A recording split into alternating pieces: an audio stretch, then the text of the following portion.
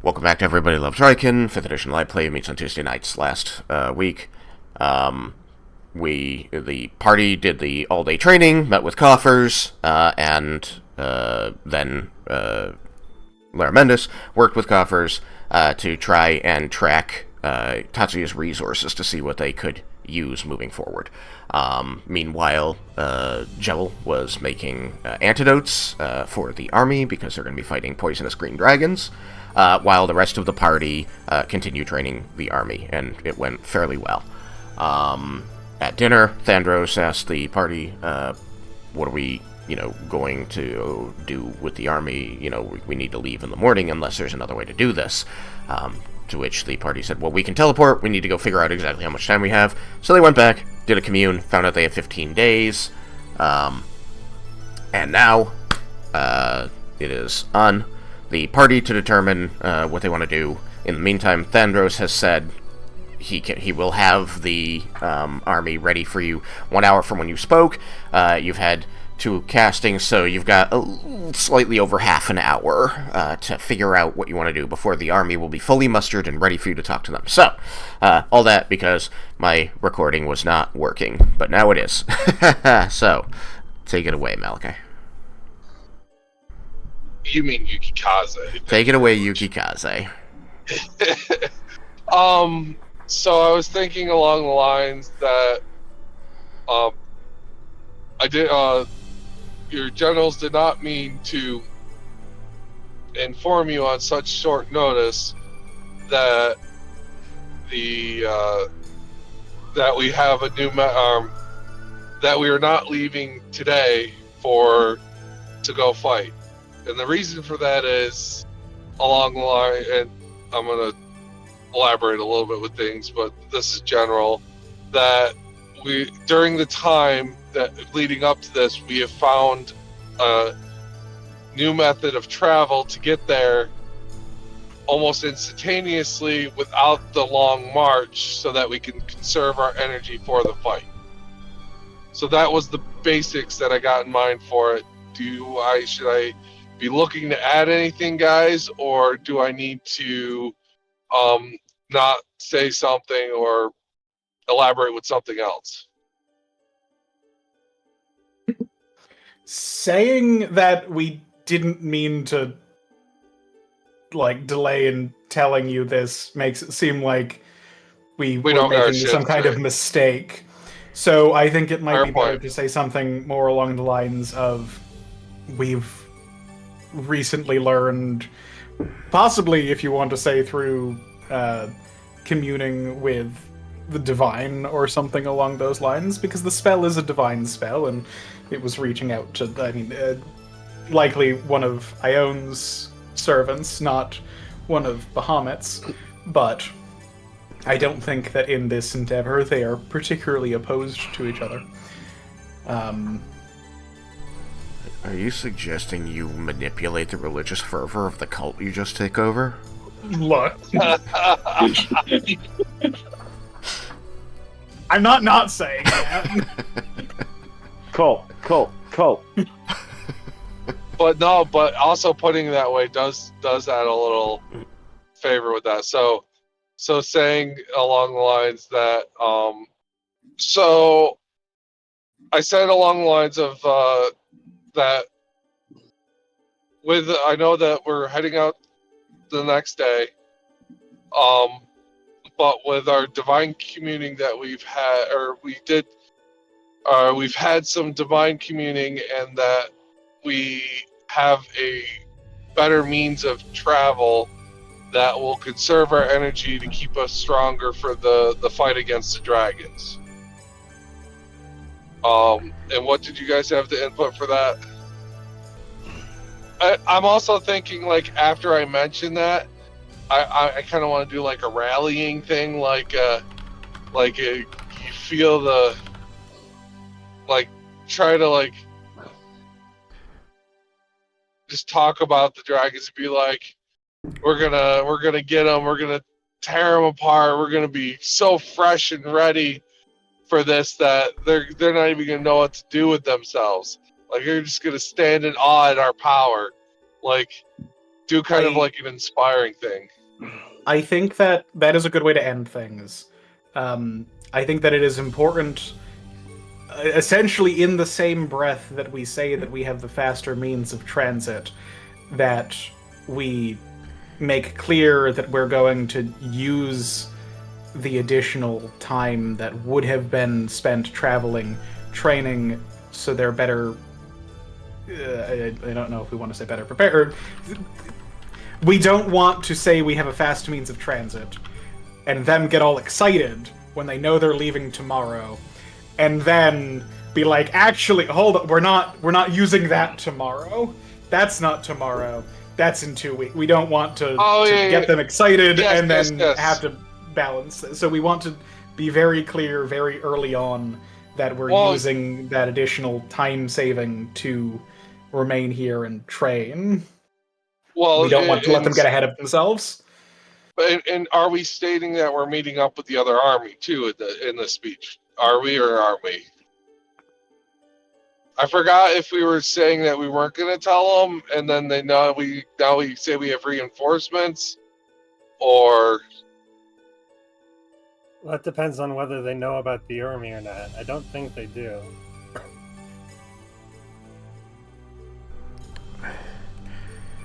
We should probably tell them. I'll remind you that Leah realized she might have let slip some of that information, at least to the Black Rose.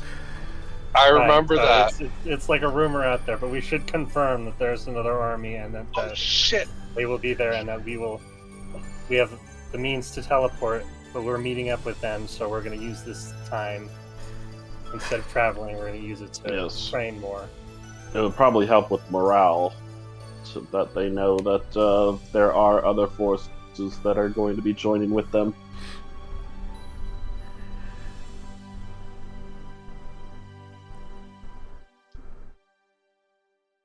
So we do want to mention it then. Yeah, especially since it's already been slipped. The rumor's already out there. We need to confirm it. Okay.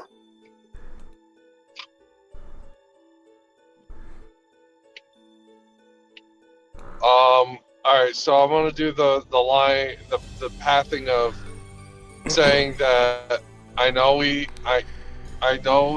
are, that everyone is ready to leave tomorrow, and that with our divine communing we have a new way of travel that will give us 15 more days.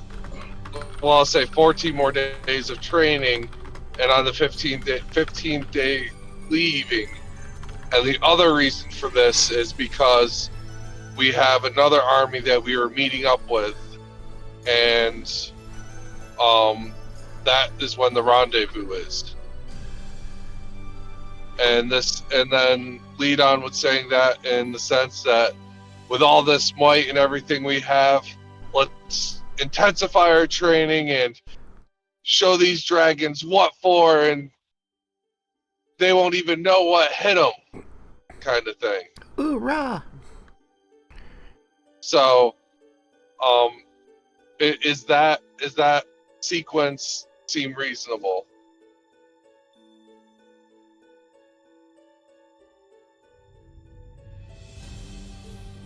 That I think seems reasonable to me. Yeah, I think it's fine. I'll be right back. Gotta go feed my cats.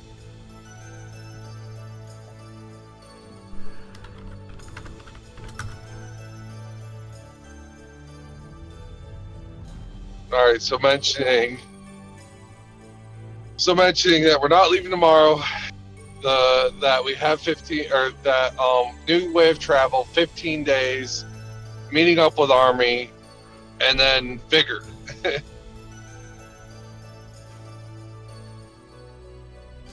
Alright.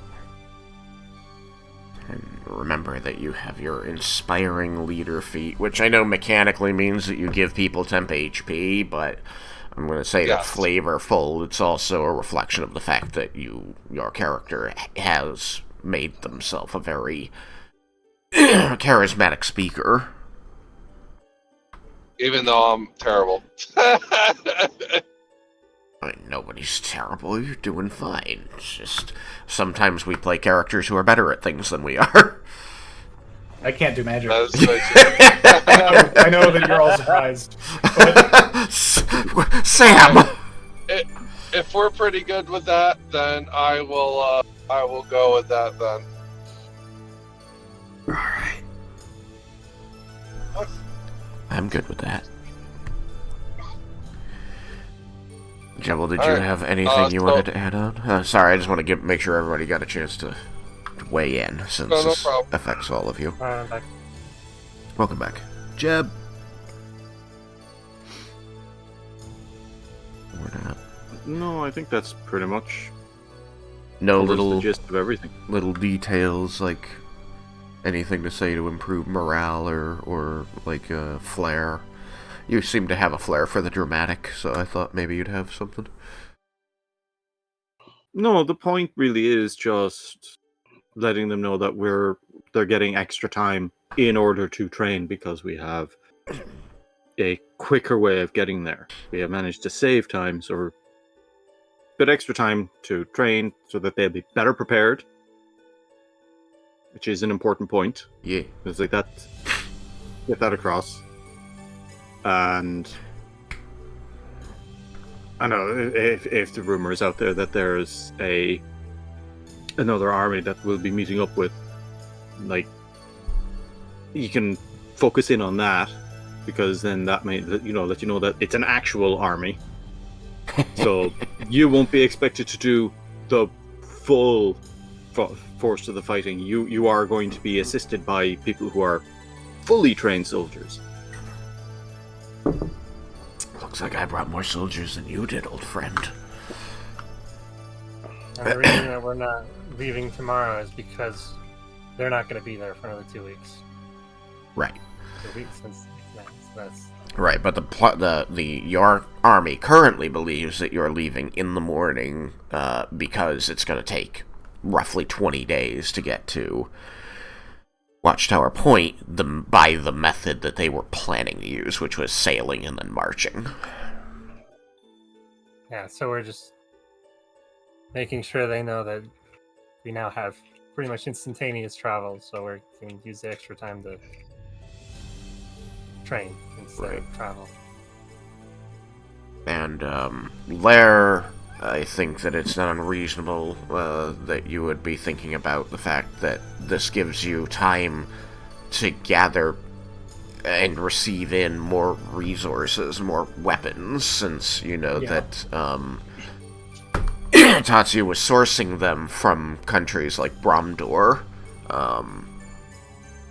And so now you'll be able to perhaps teleport more in with the help of Nalia. Mm-hmm.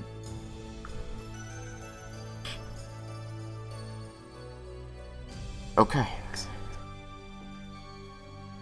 It also gives time to coordinate with the army from the Empire of the Four Queens. Although I guess travel time would be time to coordinate as well. But it's the thing that Laromendis needs to remember to do. Yeah. So much logistics in an army. Yeah. Who would have thunk? If you feel ready, like you know the words you want to say, I understand the message you want to convey, then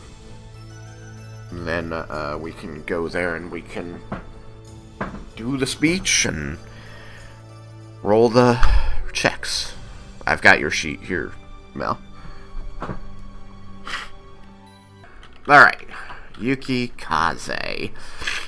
You and the party leave the magnificent mansion and head back through the World Over Inn, noting that it is now almost dead silent here. And as you get down to the first floor, you note that there is no one there. You head for the doors, and you look out toward the army's bivouac, and you can see that the campfires are lit, that there are several torches in hands, and you can see the glimmering, like the shining sea of torches of soldiers illuminating themselves and their surroundings as they stand in ranks out by where you first spoke to them when you came here a couple days ago. And so you move over there. It takes you a few minutes to walk there. And as you begin approaching that same raised platform where you made your initial speech, you're going to hear that leathery whip of wings, and then a comparatively soft crashing thud as this giant dragon lands beside that stage. And she bows her head towards you, say, kind of visually, giving you the stage, as it were. Giving you the floor. I'll do the appropriate gesture back. You do so. I don't know if I should, if it was like a bow or like whatever is appropriate. It is very appropriate to bow your head back at her, and so you do. Okay, yeah, that's what I want to do. So then I'll step up on stage. Looking out, do I know if my voice will reach everyone appropriately?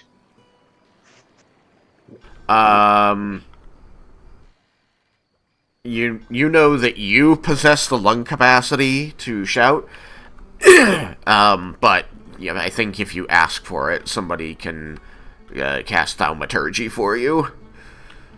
Yeah, I will realize that there's quite a few people here, and I want everyone to hear me clearly, so I will request this of whoever can do it. All right. I think that Seltharis is immediately going, you're going to see that reptilian grin split as many fangs are bared, and she's going to lift one shining golden foreclaw and make a quick gesture in the air, and you're going to see the braziers to either side of the platform on which you stand. The orange-red flames are going to turn a brilliant yellow gold and build higher, and you're going to feel the air around you kind of warp, and you feel like even your breaths and your throat clears have been amplified, so you know that if you speak now, it will be amplified. Okay, I will bow again. She'll wait. Alright, so then I'll move up to the stage in position and gesture all my generals around me to stand in a nice formation. Hopefully I do well.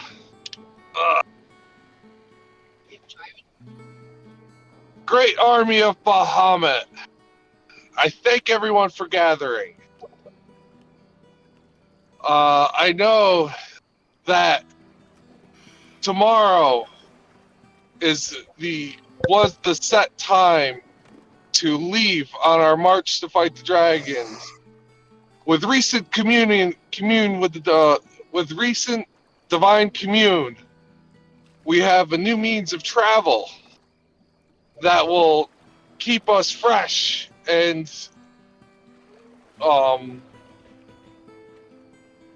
keep us fresh for the fight with the dragon.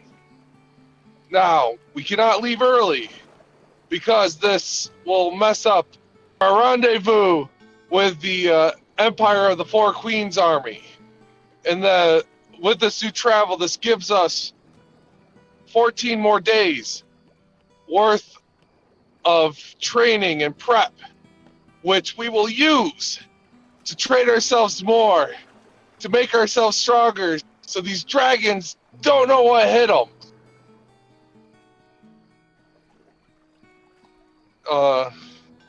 And I will gesture for to get people to feel like if they want to cheer and be like, what's I'll screw it, I'll say it. What say you? Yeah, honestly, the idea that they're going to have a little more time is exciting. So you do get cheers rolling back through the ranks. Bruno very helpfully, tries to initiate a cheer. Got it. He starts the wave.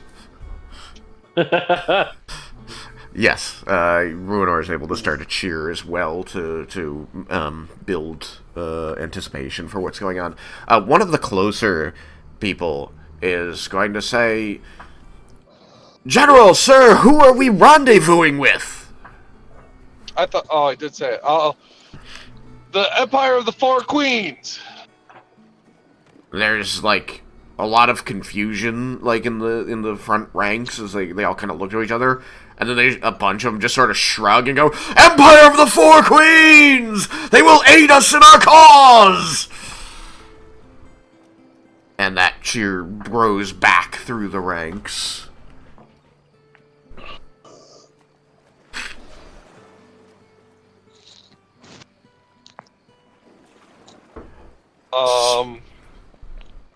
I will be eyeballing the crowd, and if I see anyone that's not really rallied, I'll gesture to them and be like, "Ah!" I try to get people to really be. Alright. So Thars... I'm just trying to build a lot of energy. Yeah, I think that is working, and it's working in your favor. There's a little confusion, but honestly, the energy of the group is more or less steamrolling all of that. I think Saltharis will say, "General, sir, perhaps they need to know when they will be departing." I did state, I did state we would be training for 14 more days, so I didn't state the 15th day. I thought I said we'd do the 15th day we'll be leaving. No, it's fine. There's just a lot of information, so they're trying to pick at certain things that might have gotten forgotten or muddled just in the slew. So this is just repeating the important points, which is all right. So normal for speeches. I got it. So to reiterate, to let you just tell you again and again, 14 days of more training, and the 15th day, we're gonna destroy those dragons. Rah! Destroy the dragons! I'm going to roll you a die. We're going to make this a performance roll with advantage.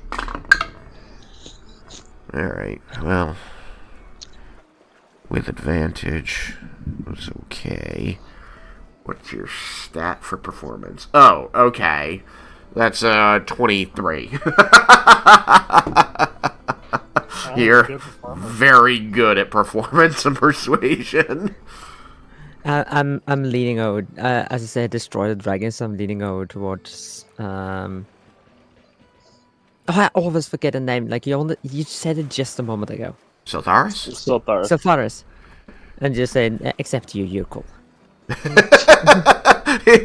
You did see that, like, her lips had closed over her fangs, so she wasn't doing that lizard grin anymore. You think you read, like, just little apprehension on her face as they're cheering, "Destroy the dragons!" So as you say this to her, you see one eye kind of track sideways down to you, followed by the rest of her face, and she nods her head very slowly and says, "I was a little worried. The energy of the room, you see."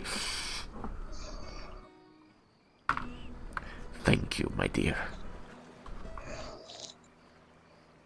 I give her a wink. Leah's in a good mood. I can actually change the morph to... I think that is spring, I think. Spring. Perfect. I love the tambourine.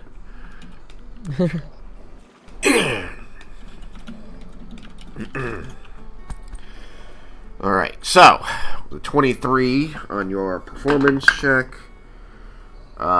This group very much seems to be whipped into a fervor over this. They seem to understand exactly what's going on. They have more time to train. They've got a means of travel that won't tire them. And they're going to be meeting allies, so everybody here seems to be in a good mood.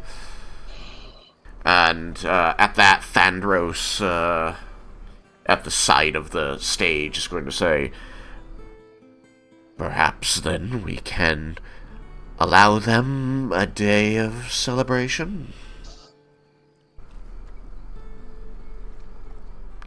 Or a half of one?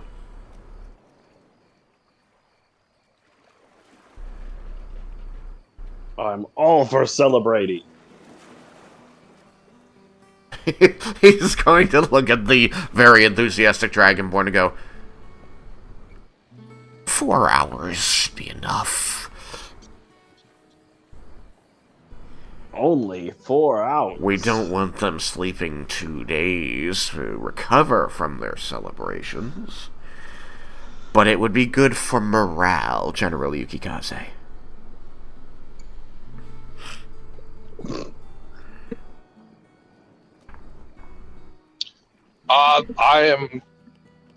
That's not a bad idea.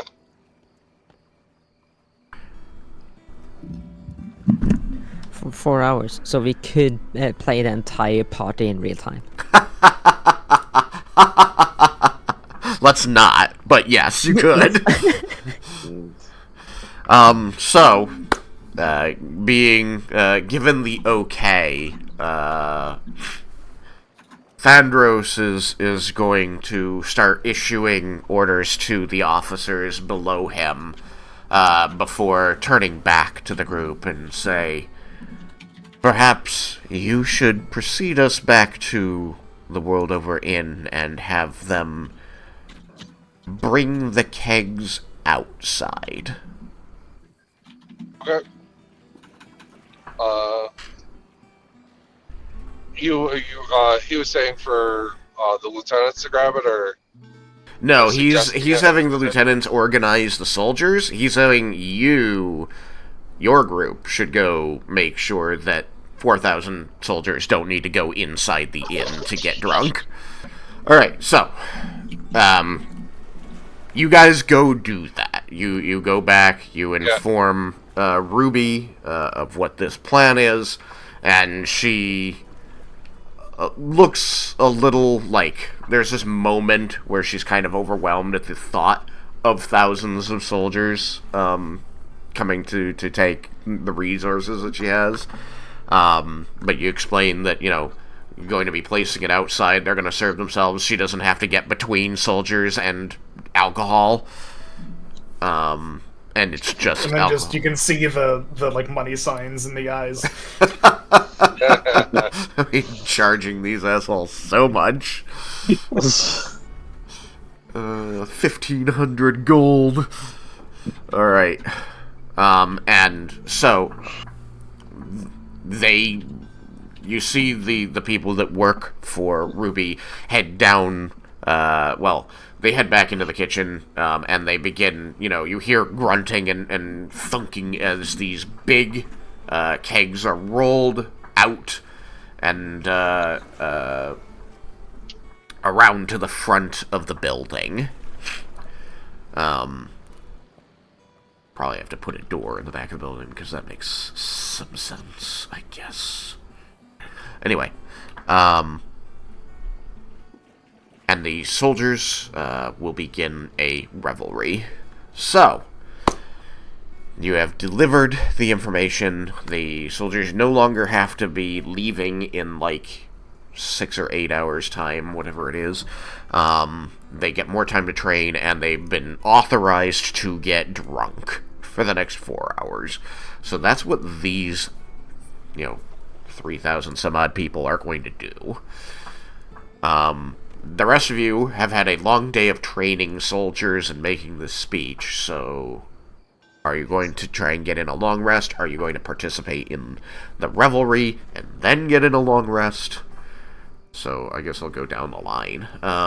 Leah.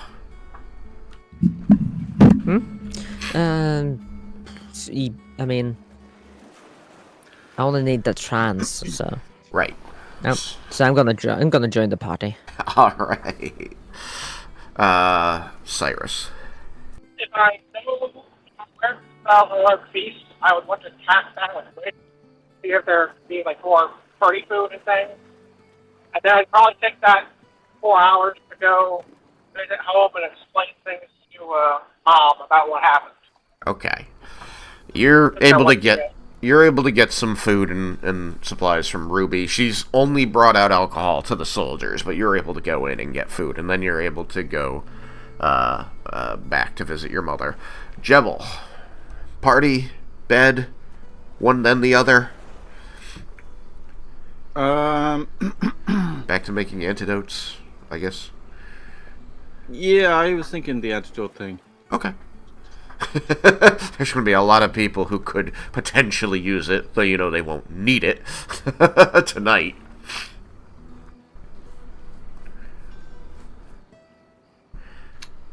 Like, I don't know, how long have we been awake?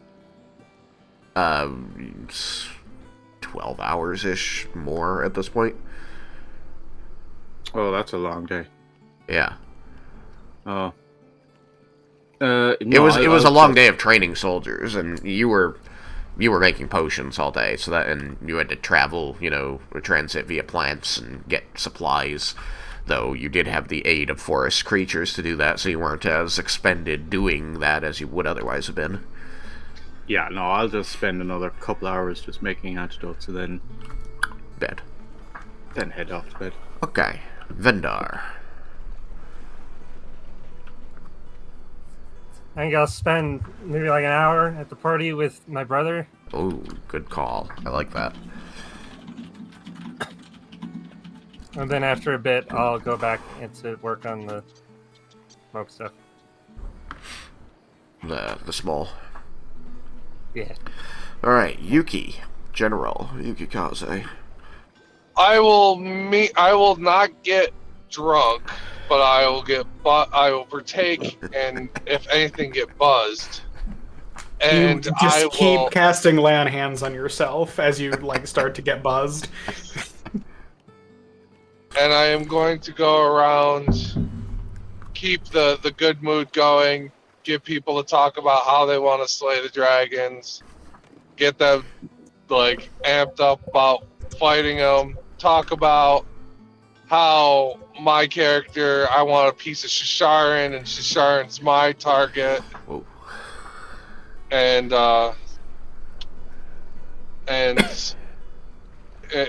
encourage that kind of thing, Sounds good. So you participate, you talk to your soldiers, and then you head to bed. Raiken. What do you think Raiken's gonna do? He's partying for 8 hours. Yeah. Of course, he's got to double what the army can do. Everybody else is sleeping, and he's still... He's like, why is everyone stopping? Yeah, no, he's going to definitely revel and party and drink so much ale. And Yukikaze is gonna be talking about taking Shisharan out. He's gonna be like, "Oh yeah, well, Balla's mine. She's gonna die by my hand." All the one-upping. Yeah, he's gonna party until the party's over before he goes to bed. Everybody starts going to bed, and he's like, "Where's everybody going? The party's not over yet." And they're like, "Well, Lieutenant Drakner said that we get 4 hours, and then we gotta sleep." It's like, "I'm countermanding that order." Thandros is like, "Please don't countermand that order." I will, real quick, Tristan, I will also be heading to bed about 30 minutes before it's over. So after 3 hours and 30 minutes, gotcha. I will be retiring. All right. Sam is correct. You have a pretty sizable lay on hands pool, and for 5 points, you can cure drunkenness, so you're able to imbibe and maintain exactly the buzz you want, since you can control it with lay on hands. You get totally wasted and then just be sober again. Yeah. You just slap yourself in the face and be like, "Okay, round 2." Good. But drunk Yukikaze doesn't want to be sober, so he doesn't lay on hands. Yeah, He just goes to slap himself in the face to become aware, and he's like, "Wait, why would I do that?" No, because what if the magic happens when I do that? And it's like, you need to want it to happen. He's like, "But I don't want it to happen." I'm gonna find find sober Yukikaze and kill him. I would also like Leah to perform during the party. Ooh. It's been a while since she's done that. It has. You got the flute, right? Yeah, she picked up more instruments since then. That's true. I don't know how much of it has survived so far. You've had some rough days, but I know that Jebel still has the violin. Yes. I had to think about that for a second. You've probably got a lute at least, because that's just kind of very common, and allows you to sing while you perform. She's also got the tambourine. It's right. Partly broken, but she can still like make the tambourine sound. She just can't use the thumb. The thumb is broken. It's true. I think that if you start using the tambourine without the thumb, somebody's going to see this and ask if you want it repaired, because I am very convinced they would have easily enough material to help you out with that. Somebody could just stretch some leather on it and tie it down for you. Oh, yeah, she would appreciate that. All right, so yeah, you play music, you sing, and somebody helps you fix your tambourine. Nice. Do you want me to roll anything? Yeah, why don't you roll a performance check, with advantage, because all these people are enjoying themselves, so... They're too drunk to notice. It's gonna be hard to make things, bad. What'd you do?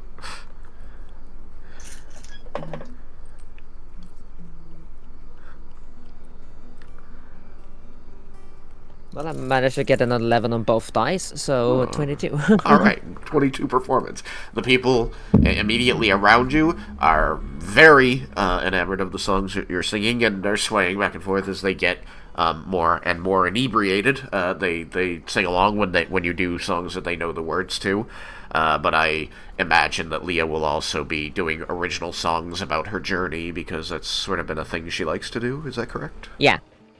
She's being careful about what information to share. Yeah. They don't use no one covered in chemicals. Okay. Yes. So you get that fixed. People love your performance, and you sing songs that don't give away too much.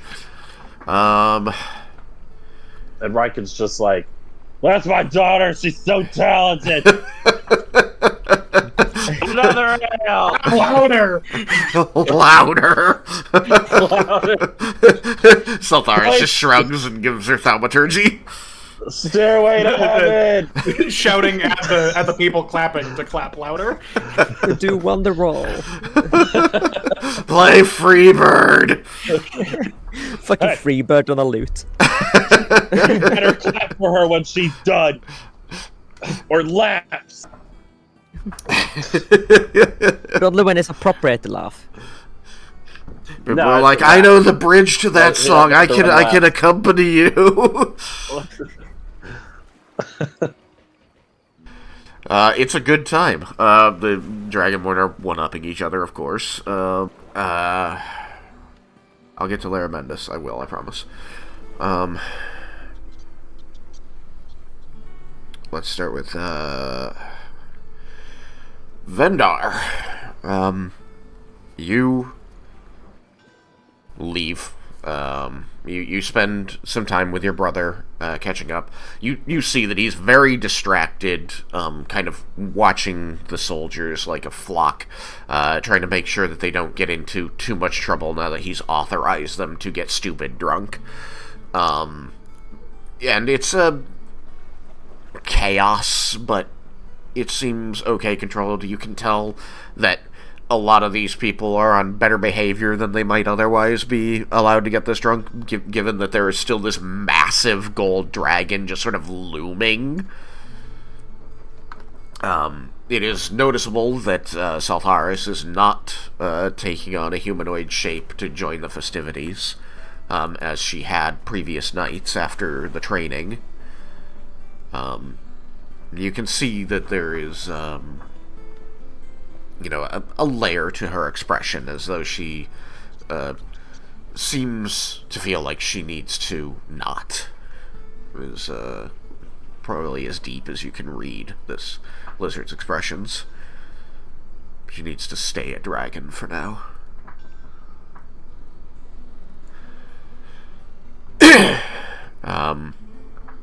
But your brother does talk with you. You know, he still is checking in. You know, he's still getting used to your dragonborn form, still making sure that you're okay with everything that's going on. Certainly weird. Hard to get used to. I have scales now instead of skin. But they must come with benefits, too. I can breathe fire. And you don't burn as easily, do you? Yeah, I am resistant to fire, too. That's nice. So, there you go. I don't know what we're going into. I guess I have a curiosity, brother. Do you intend to try and get your human body back, or are you... I don't know. You know, I haven't really thought about it. Kind of seeing if I live through the dragon fight, and if not, then maybe I'll be reincarnated again into something else, hopefully a human. That's reasonable. That's reasonable, Vendor. I also don't think there's a right or a wrong answer. I was just curious how you felt about it. I think... Yeah, I don't know. It's, you know, like, I could have lucked out being an elf, and my lifespan suddenly is way longer instead of a dragonborn. It's the same. Well, I guess with such powerful friends, you could always aim for that. I mean, technically, I could just keep trying, but I don't think that's something we should do. I'm glad to see that you have let prudence into your heart over the last year. Yeah, I've grown a lot. I think you have. I always knew that you would be. He seems to, you know, his eyes are kind of glazed as he looks upon you, and you can tell that there's a part of his mind that's looking for words and another part that's given up. He just says, I am glad that you're here, that you're my brother, and that we still have a family. Yeah. It didn't look good for a while there, but we're all back now. I was so relieved when I found you here. I mean, we all thought you were dead. I'm sorry for that. I saw a cause that was bigger than the one that I was serving back in Aspara, and I felt confident that this conflict with Bromdor would lose its teeth once the people whom Tatsuya had approached left. But it was still a selfish decision. Not becoming of the leader that I was supposed to be. I am glad that you were there to take up the slack in my absence. And also, I'm sorry you had to.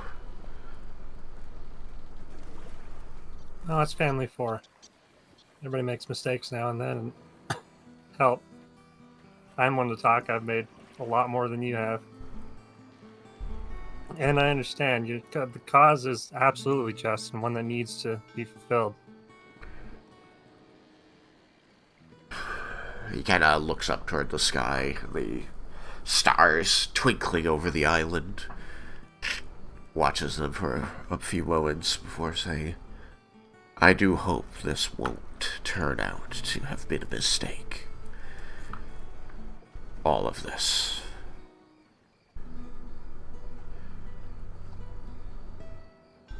Let's save the world. I'd say the mistake was not letting us know that you're all right. Should have sent the message. I didn't have access to the magic. Yeah, it's a lot harder for you. And I understand. I mean, he's sort of like, he sweeps a hand, though most of your party is not, like, right around you at, during the party, during the, revelry. Just says, I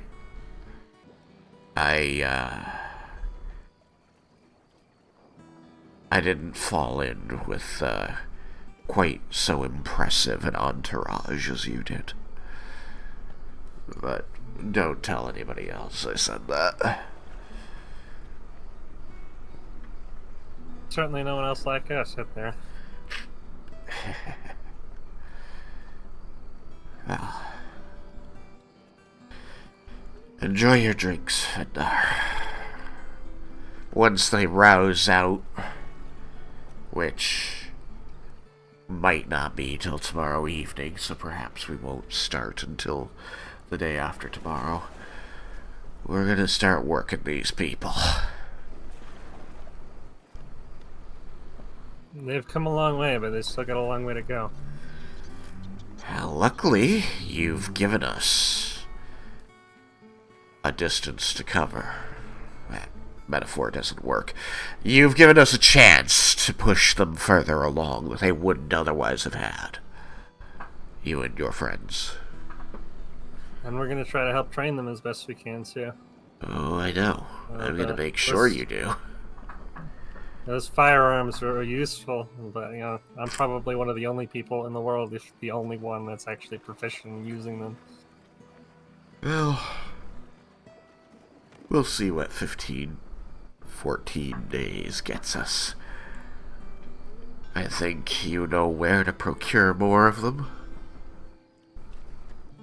Ah, they're churning them out in Aspara. Huh. Yeah, I gave Lilith the plant. I gave Lilith my original that I got from Garland, and they were able to quickly reverse engineer it and mass produce it. So.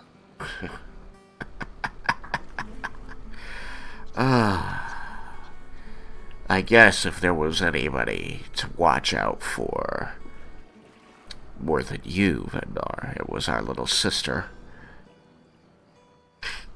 She's certainly the brains. She definitely knows how to apply her resources. You told her I was sorry I missed the wedding, right? Yeah. I'm sure she understands, though there might be a bit of a tongue lashing once you finally get back to her. I thought that was implied in the word understands. Anyway, I need to go make sure none of these idiots kill each other. Cheers, brother. Cheers. He's going to take a swig from the tankard that he knocked against yours and then set it down next to you and begin walking up through the middle of the crowd. You can see that Siltharis, her head on a swivel, is watching him as he moves through.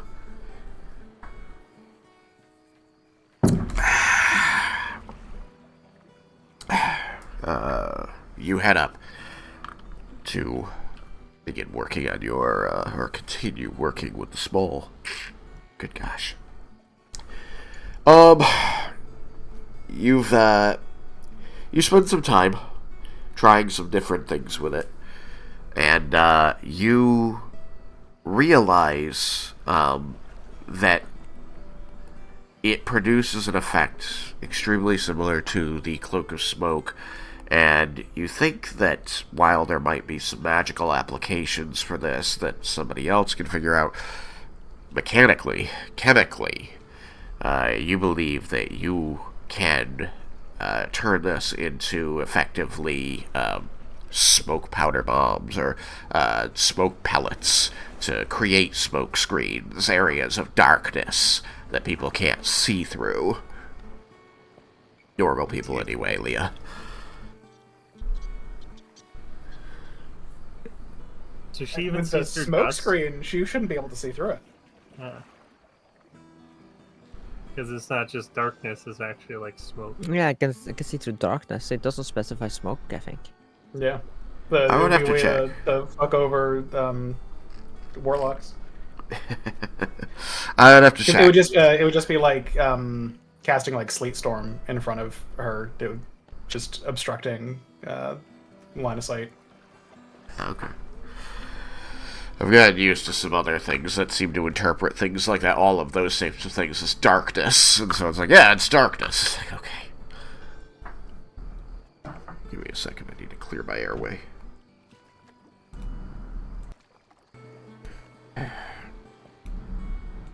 Would you believe it's been getting worse as the day goes on?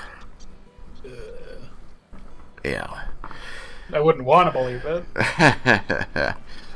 Anyway. You find that you can determine a bunch of reactive chemicals that you can expose it to that change the qualities of its smoke. Some change the color of the smoke, others change how quickly the smoke is created.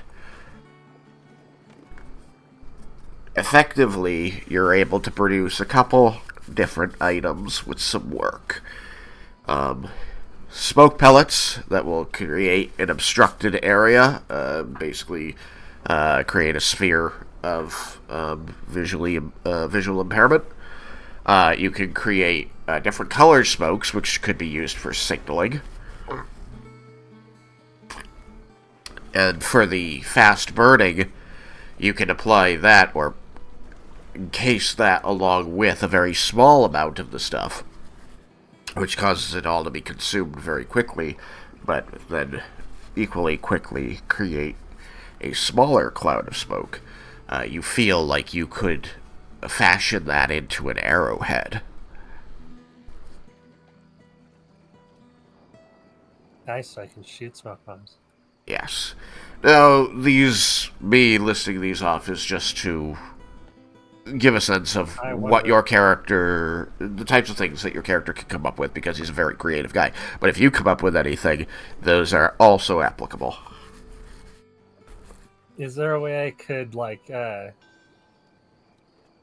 turn, like, refined purple worm poison into, like, a powder that I could put in there with it? Always trying to do that, huh? Well, as you recall, the purple worm poison really only affected people on an injection vector, which is why you had to create the explosive that impaled it into people's bodies. Right. But it might even be more useful. What about the pseudo-dragon poison? Now that, perhaps. Pseudo-dragons also usually sting and inject, just like the purple worm, but you are certainly welcome to attempt it, though you'll need a test subject. It'd be awesome if I could make it so I could do a paralyzed bomb. Yeah, I mean, at the very least, if you found a way to protect the purple worm, protect the pseudo-dragon poison from the explosion the same way you did the purple worm poison, you could effectively create a paralysis bomb in the exact same vein as the goo bomb. Like, same mechanism. But your research with Visandrius on that was to determine, first, how to effectively create a shrapnel bomb, and then second, how to get the explosion not to burn and denature the poison before it entered somebody's body with the shrapnel. So you've figured those things out, at least as far as purple worm poison, so you'd need to do just a little experimentating to replicate that, the not burning the poison, at least, side of that research with the pseudo-dragon poisons. It's just a different composition. It might require more protection. It might require less protection, but you'd have to, like, run an experiment or two. I also want to look into poisons that can be inhaled. Yep. What's the CR of or maybe a even young like green dragon? And maybe even like potions. Maybe I could do it with potions too, like like Jebel's enhance ability potion. Maybe I wonder if I could make it so I could turn that into a thing and like area effect, give people. Just buff a whole group of people. Yeah. I guess not necessarily young. Basically, like Laromendis could turn into a green dragon, the shape change, and just like continuously breathe into containers for just like concentrated green dragon breath, which I assume is an inhalation vector poison. It is. Their young green dragons are CR8.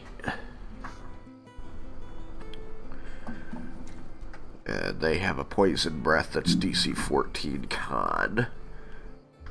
I love that you can do stuff like that. You use so many useful poisons. Laromendis is not telling Vendar this. But you've already told Jacob this. But I've told Jacob this, and Vendar knows that Laromendis can turn into pretty much anything. Yeah, he's gonna ask. So as long as he's like, wait a minute. Wait a minute. Then it's like, oh god. So you begin working on that for a few hours before going to bed. Jebel, you continue producing your antidotes, and you're able to produce... I mean, we talked about the numbers last time, and I don't remember them offhand, but like I said, it was going to take all day, so you're just finishing that up when you want to go to bed. Yeah. I might come back to it later on. Yeah, you can always go at it again, as long as you can get more ingredients. Laromendis. Yes. The soldiers go to revel. The party splits up to their individual activities prior to long resting. What do you do?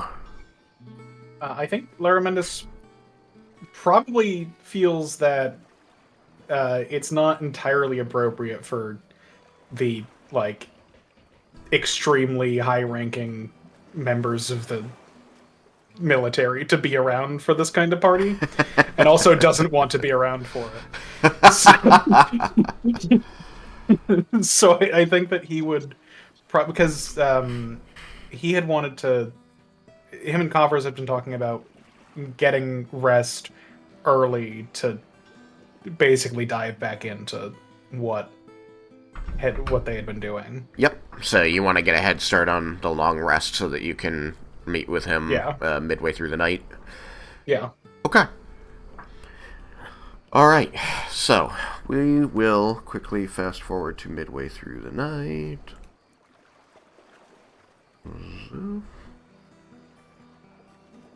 Hey, Vendar has the boots that give him advantage on exhaustion check, and he doesn't need to heal or anything, so he's willing to stay up a bit later and forgo the long rest and roll for exhaustion to work more on the... I think that before going to sleep, Laromendis would realize that he has a 9th level spell left, and probably feel like he has to ask Vendar if he wants a shape change. Oh my goodness. Because we need the resources.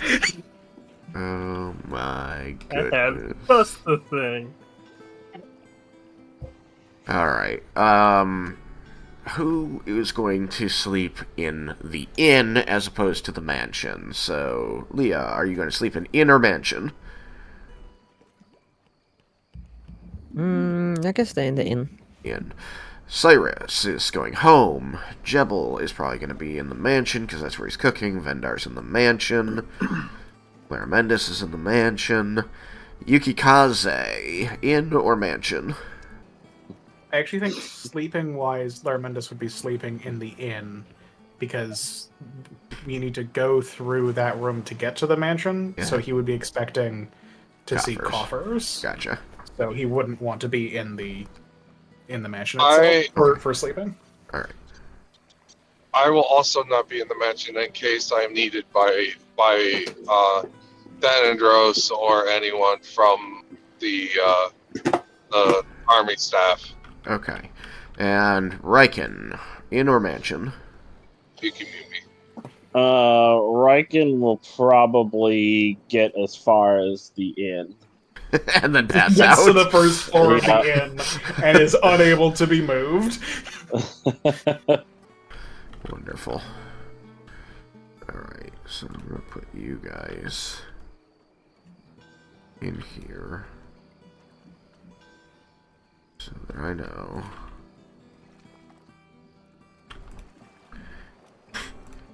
I need to give Stella her medication. Am I going to be needed for the next, 25 minutes, or are we going to be able to... Then let me handle this right now and see if we can get it out of the way in, 5 minutes. Cool. Okay, so, you turn in. You rest your 4 hours. You have a long rest. We'll assume that you turned into a creature for Vendar. We'll take care of that when you get back. Yeah. Yeah, we'll step back when you get back to do that. So you sleep, and then are you going to wait and read in here for coffers to show up, or are you going to be proactive about going and retrieving him? I think that he would wait in here. Okay. Because if he didn't confirm with coffers that about Coffers' plans if they changed with the new information. He expects that they didn't. Yeah. Because of how he was wanting to really dive into this work. But on the off chance that they did, he wouldn't want to go and disturb that revelry. Fair enough. Very good. You wait a half an hour. He does not show up. Let's say that you make sure that you're at least 4 hours out from when the revelry would have ended. Assume that maybe he stayed the whole time. Mm-hmm. And then you wait an hour beyond that, and he has not shown up.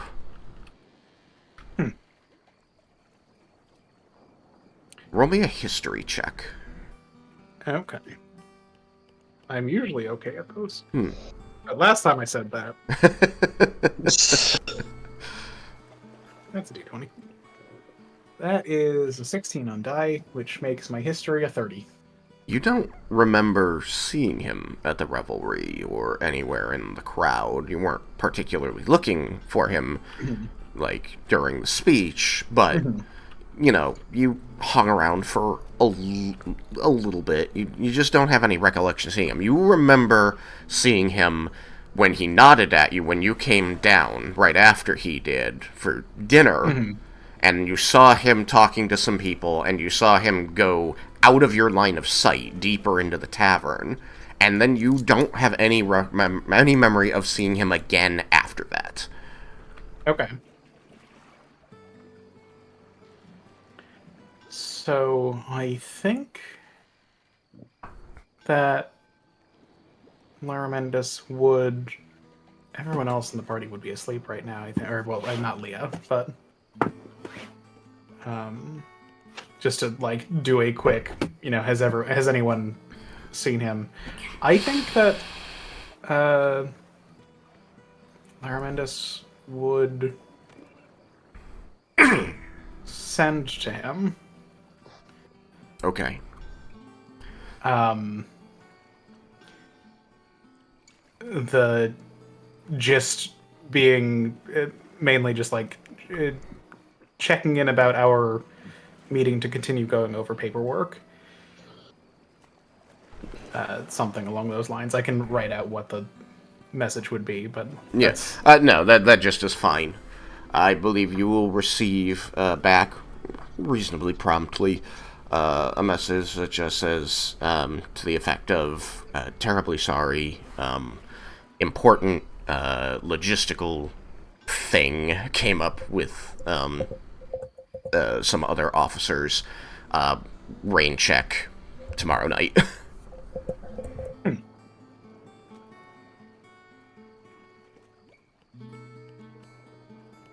I think that Laromendis is probably a little concerned about that. Because one of the reasons why he did stay with Coffers going into the mansion to do all that is because he wanted to keep an eye on him. Mm-hmm. But what time is it now? Let's say that you left the revelry pretty quickly. Let's call that 9 p.m. So it's 2-ish a.m. right now. Mm-hmm. To go 5 hours ahead. Yeah. So I think that Laromendis doesn't want to necessarily wake the rest of the party. Do I have... Let me see if I might have scrying prepared. I do, because I planned on using it to scry on the town that we're going to. I think that Laromendis is going to go and... wait, if you fail to scry, they don't... Do they know? I think that failing, it's a save on their part, so they're aware that somebody tried to do something. If on a successful save, the target isn't affected, and you can't use the spell against it for 24 hours. Yeah, so they're aware something happened, and now they're alert to it. Which is why, I imagine, is why you can't do it again.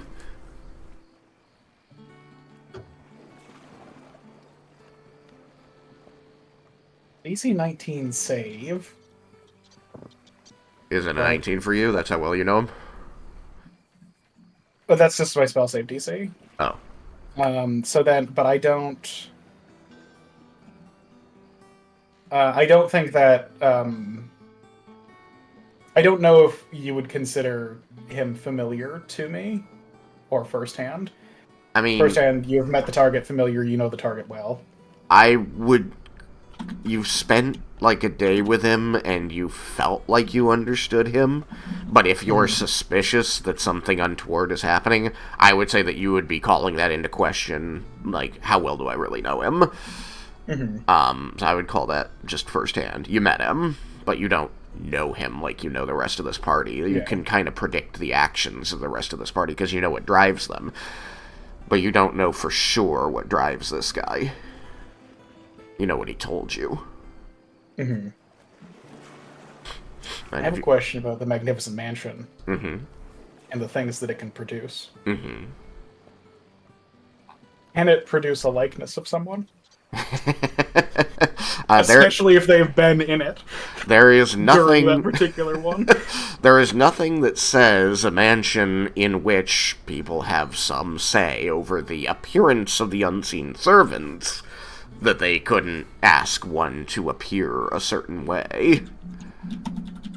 Which I think is just the most straightforward way of doing that. Yeah.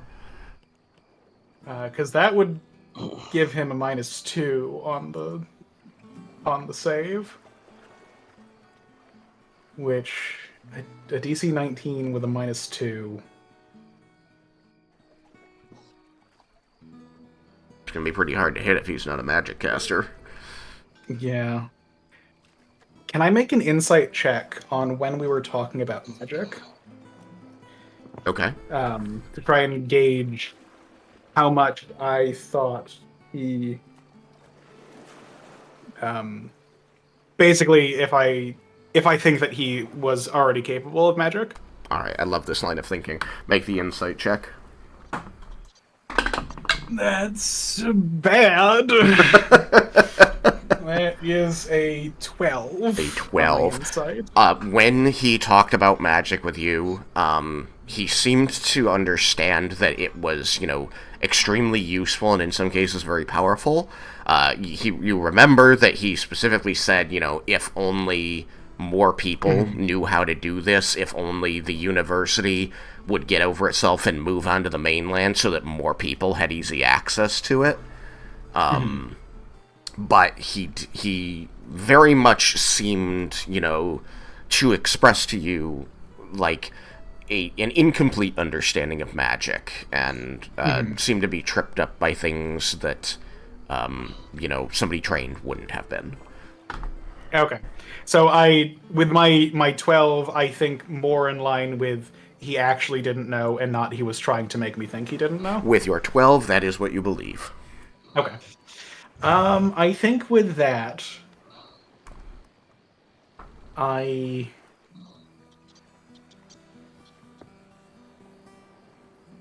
it'll be very obvious if he gets the vibe that somebody scryed on him right after this sending. This sending. Mm-hmm.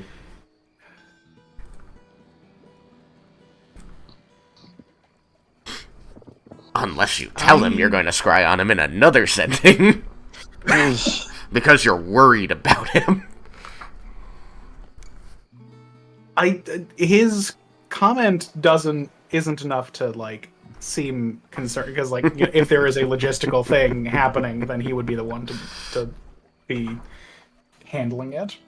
You know what? I think it'll be fun to risk it. Okay. I'm going to go into the mansion. I'm going to have one of the servants look like him so that I gain the likeness connection to him. And I will scry on him. So it's a DC 19 Wisdom saving throw, and he has a -2 penalty.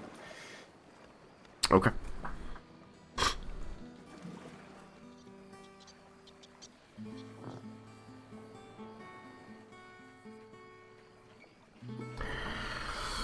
I think this is the first time Laromendis has cast scrying. Yep.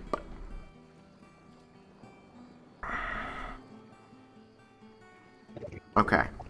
So, here's what I think will happen. You're going to have the mirror's surface is going to darken to black as you begin casting the spell. And then it's going to ripple like water, and you're going to see this like hazy image begin coming into focus. And you're going to get a sense of, dark night, but it's brightish because everything around seems to be white, seems to be reflecting light, like the whole area might be covered in snow, and you begin to get a sense of like dark trees and the like, and you can hear a lot, like a murmur begins to come out of the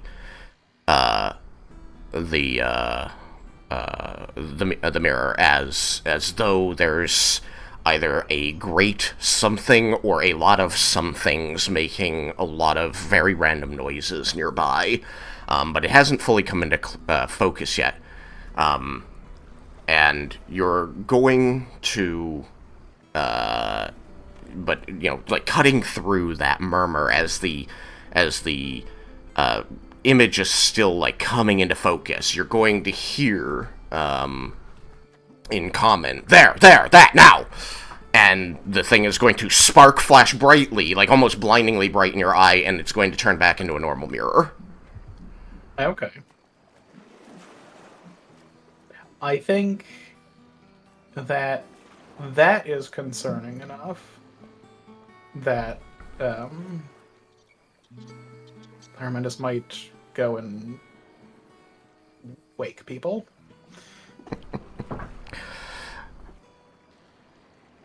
Whether it makes you feel better or not, it didn't sound like Coffer's saying that. Okay. But I did not recognize the voice. No. Okay. Generic man voice. Yeah. In common. Dun dun dun. You could roll a history check, actually. See if you can place an accent. Let's use a different D20. I dumped out my dice from the bag so I can actually find those D20s.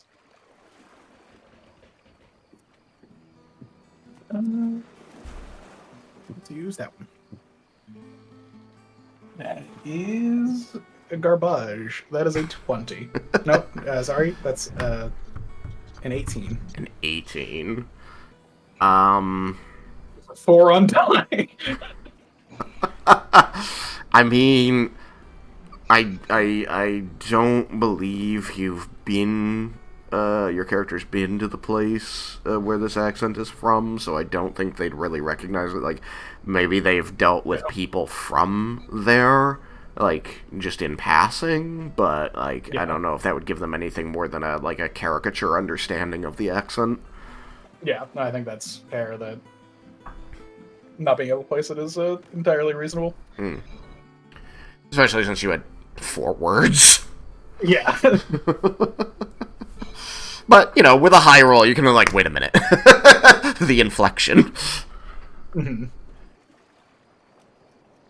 Anyway, so you begin rousing people. The people in this room are Leah and the Dragonborn. The Dragonborn? The Dragonborn. Well, okay. 2 of 3 Dragonborn, plus Rowan, I guess. Are you gonna get Rowan up and talk to him about the problem? Oh, God.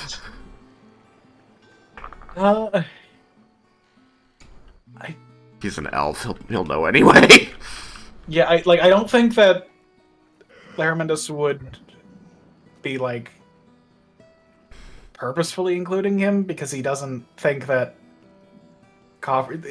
Rowan hasn't... Or, I guess Rowan's... What has Rowan been saying he wanted to do in relation to the army? Basically, like, how much is this situation with coffers relevant to him? Because if it's not really relevant to him, then Laromendis wouldn't he wouldn't be like actively trying to like hide it from Rowan, but like he wouldn't necessarily be like waking him up with it too. But if he thinks that Rowan is involved enough, I think that he would not be against another opinion. But I, the player, for the life of me, can't remember what Rowan's decisions around things had been, if he had made them clear to the party.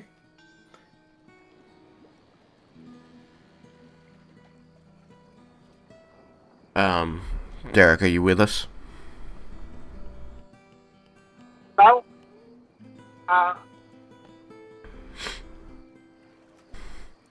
sort of with you.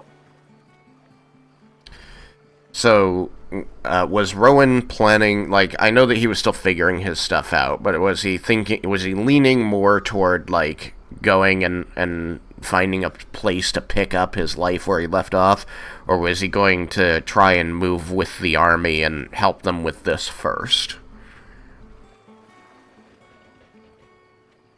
Didn't really have much of a life to pick up. What I was thinking is that if he was aware of kind of the full circumstances, that if desired, might try and lead a sort of stealth mission in case there's any elements that you'll need retrieved. Okay, so he wants to work on logistics and help the army out. That's the short version, yeah. Okay. And that's been conveyed reasonably to the party, or that's Rowan's decision on his own that he has not shared with anyone yet? I don't think it's been shared yet. Okay. Then Laromendis probably wouldn't actively go and disturb Rowan, because he being unsure if it would be relevant to him. Sure. So, are you but going also to use... not like hiding to like and everything. So like he thinks that Rowan, basically his opinion is Rowan will be aware of what's being said in here, and if he wants to include himself, he will. Yeah. Is Laromendis' assumption. Yeah, if you're saying it out loud, Rowan can hear it, and if Rowan has something to say, Rowan can say something about it. Okay, so you rouse the 2 Dragonborn that are here, Yuki and Raiken. Yeah. What's going on, Laromendis? I have come into some information that concerns me regarding coffers. I think that we should all have a discussion. Honestly, in here is probably the best place for the discussion, because here still has Mordenkainen's private sanctum on it, which makes it immune to scrying sensors. So, Laromendis will say, I'm going to go into the mansion and rouse the ones sleeping in there, and then I think we might need to have a discussion. Very well, we'll wait. And then Laromendis does the same thing, goes into the mansion and basically says the same set of words to everyone else. Okay, so the party is now able to be a part of this discussion as long as they're just sitting and listening and doing some light thinking. It will not interrupt your long rest.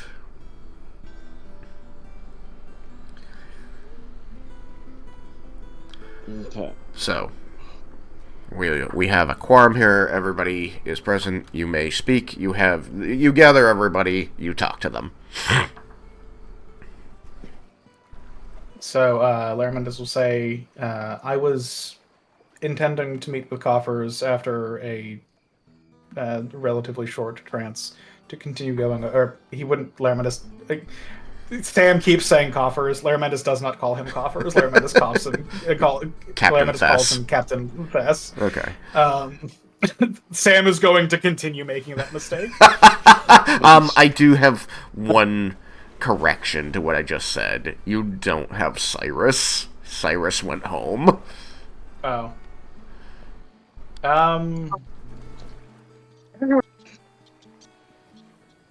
I think that Laromendis would say things over the bond. Okay. On the off chance that Cyrus is awake. Okay. I imagine if you leave the bond active, it, infiltrates your dreams and can wake you up. If you don't have the bond active, but people are talking and they intend for you to be able to hear it, then I think your arm tingles and has a chance to wake you up. It has an intention to come back at the end of the 4-hour party period. Yeah, this is... Ideally, he'd actually be at the mansion thing. Tonight, also tonight, he wanted to summon Kuberdrill and Raiken still woman too. Okay, so you aren't leaving because this is a little more than an hour after the party. Yeah, a little more than an hour after the party ended. So my idea was to leave as a part of the party and come back to the island at the end of it. Kind of leave those 4 hours when he wasn't. Oh, so you come back. You come back before the night is out. I thought you were spending the night there. Okay. That's fine then. No, he was just trying to get the time where he wasn't going to be missed. Yeah. Okay. That's fine. Then, yeah, you're able to, talk with your mom. It's, later there than it is here, so you bother her in the middle of the night and you come back. Okay. Yeah. So then I correct my correction. You do have Cyrus. Okay. Please go ahead. Sorry.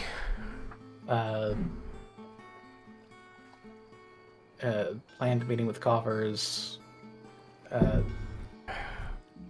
which he was running late for. I sent to him asking what was,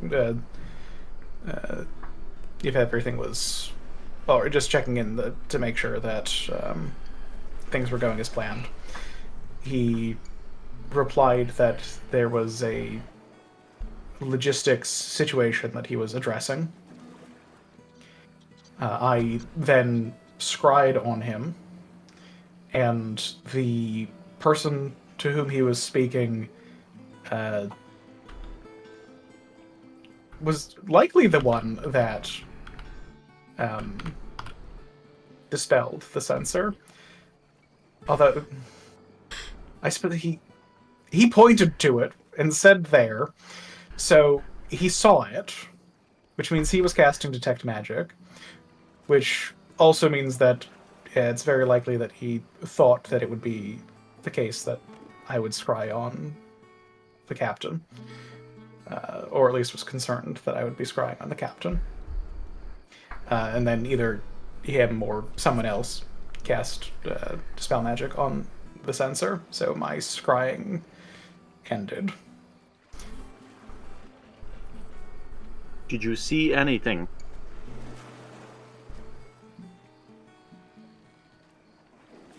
I'm trying to remember what I saw. That it was snowy, like snowy and dark. Yeah, which could mean that it was snowy and dark, but the sensor was not there for very long. It's possible that he was talking with someone in the area that we had Mirage Arcaned, or he has some other means of teleporting elsewhere that he was speaking with somebody. We're in what room are we in? We're in the room in the inn because it has Mordenkainen's private sanctum cast on it, so we can't be spread on. Can we just switch? Okay.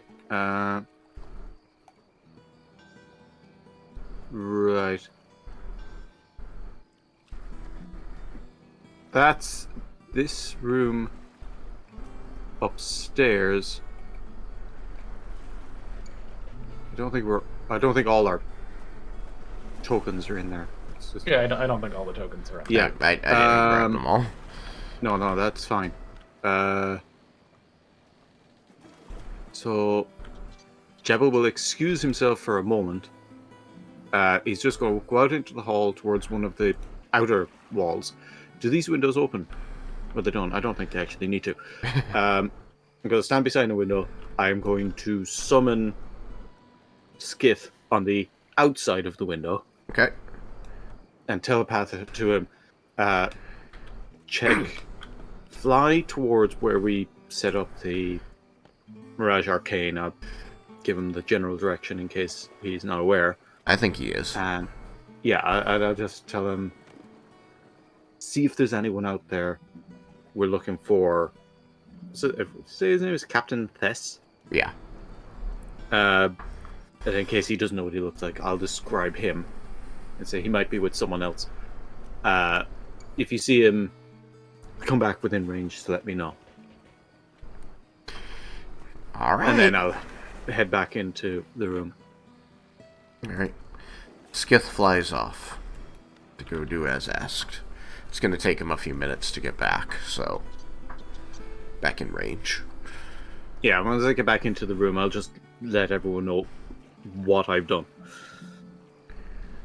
I should summon Kyoko at some point. Let's forget that you have a familiar too. Just chill it. I don't know. Do they even chill when they're in that little pocket dimension all on their own? She's not in a pocket dimension so much as was discorporated.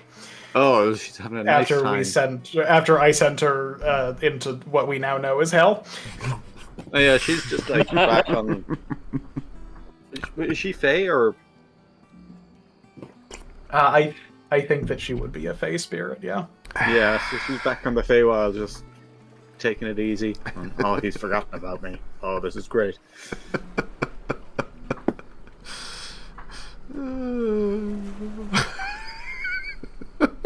Sent her into hell.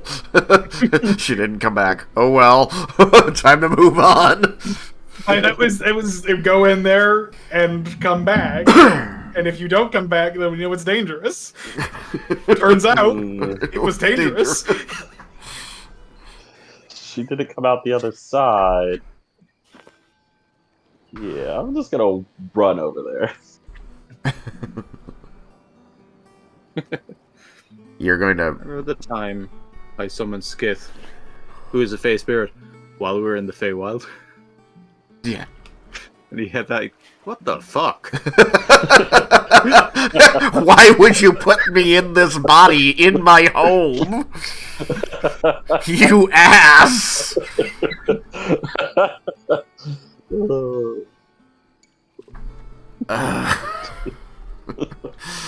So, Skith, after a few minutes, will report into your head and say that he doesn't see any people. He saw some very confused-looking animals around the edge of the Mirage Arcade area, and some very dead-looking animals that are not native to that climate within the Mirage Arcade area.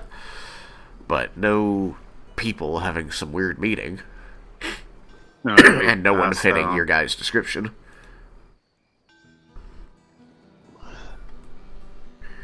I'll thank Skith. Just tell him, just keep a lookout while you're out there. Okay. Let me know if you see anything suspicious or unusual. And I'll pass the information on to the rest. That it doesn't seem to be up that way. He could have left the area after it becoming known that he was scryed on. It would be foolish to think that he does not believe that I scryed on him. Well, then I'll tell that back to Skith. Did you see anyone on the way there? Matching? I mean, there are people out here, but none of them seem to be coming or going to that area. They seem to be all about the camp. Various degrees of in their tents. I think they're drunk. Like, really drunk. I wasn't offered any alcohol.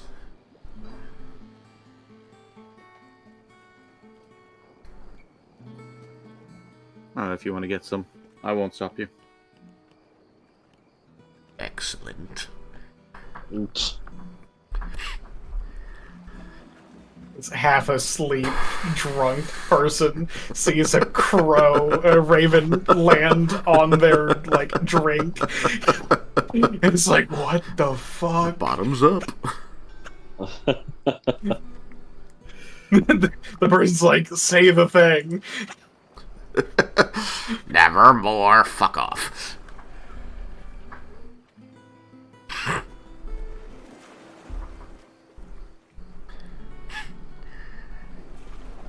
Alright, so he doesn't appear to be over there. Skith didn't see him.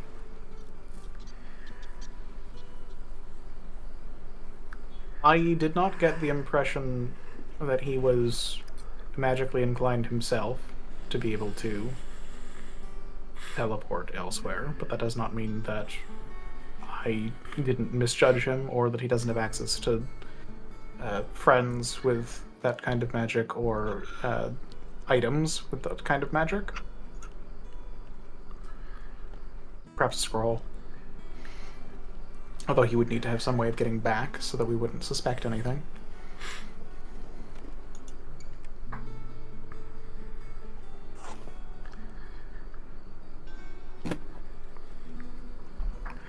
I want to let you go do your cat medicine. The scene needs to get to a point where we can skip the morning and let them do stuff.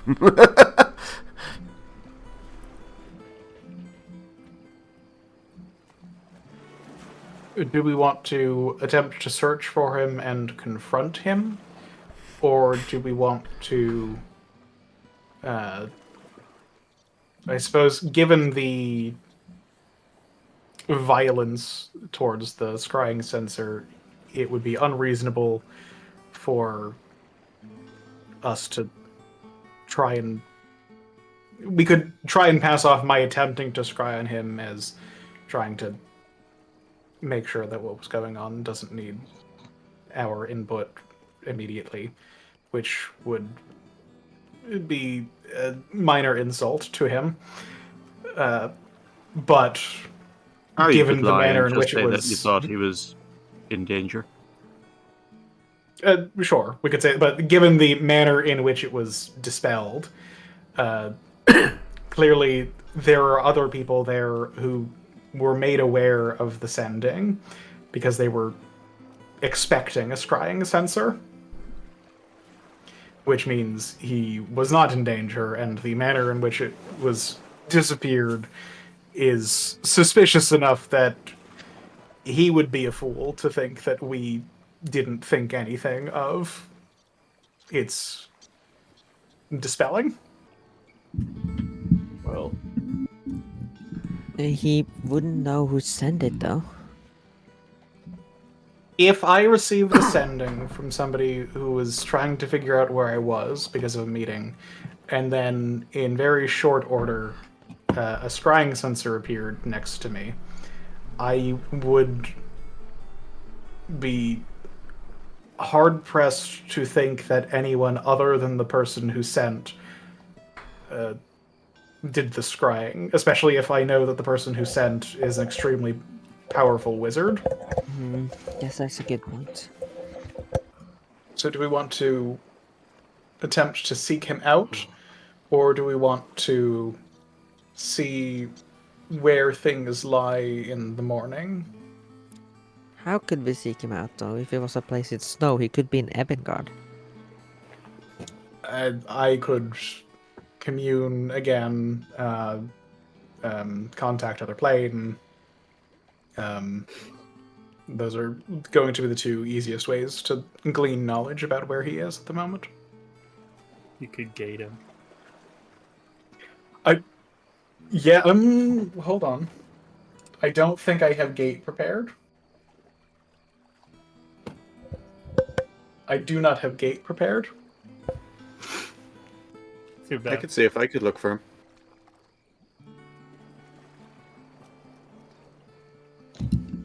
I think it's at this point you'll hear Rowan pipe up, "Who do you need found and why?" Captain Riel In-Thess. He had been in here. I had taken him into the mansion to go over some paperwork with me. Him. He missed an appointment with me, and then when I attempted to scry on him, things are suspicious. And given his behavior beforehand, things were already a little suspicious. So, we're trying to find out what he is currently up to. I'll see if I can find him myself, and you do what you need to do. We'll all be on the pond anyway, so... How would you find him? I'm pretty sure. I'm going to assume I've seen a bloodhound or something like that at some point. Yeah, but it could be in, like...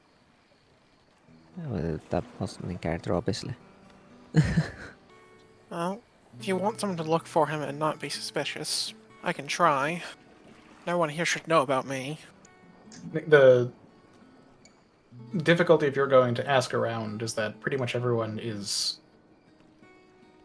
incapacitated at the moment after the Night of Revelry. I didn't expect to do any asking. More stalking and searching. If I try and ask questions, I'm gonna get stabbed for my reply.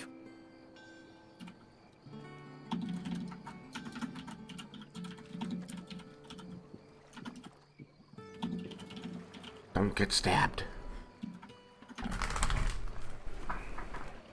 So, I'm assuming Jill has seen some sort of tracking dog. Yeah, they're common enough. Right. I am going to go look for... Do I know where Kafra's room is? I don't think anyone's been to it, but I mean, he's an officer, so it's likely in this building, and you could ask the owner.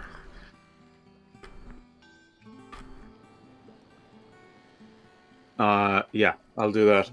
That's what I'm going to do. I'm going to find his room, sneak in,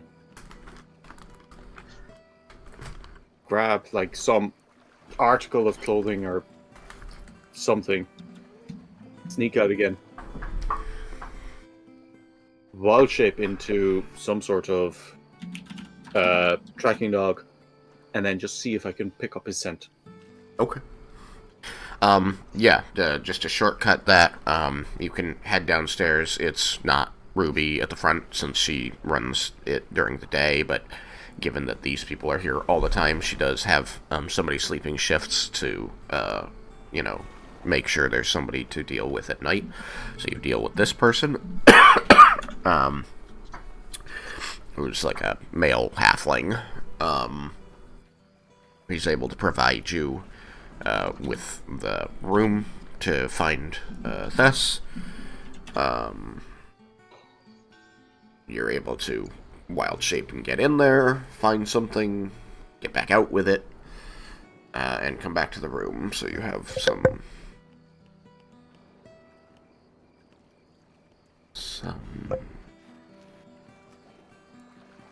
Let me roll something.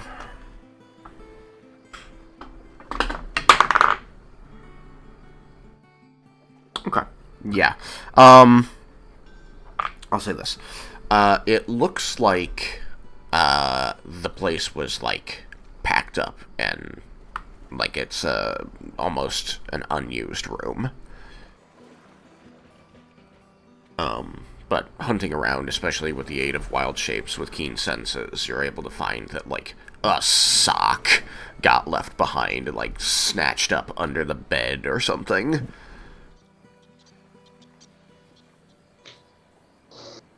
I am going to... If the place looks like it's being packed up to go. Like nobody's... It looks like if there was somebody in here, they've already packed up and left. Like, this looks like a clean, unused room. Right, I'm going to pass that information on, and I'm going to ask Laromendis, the money from... that you got from found in Tatsia's thing, where is that?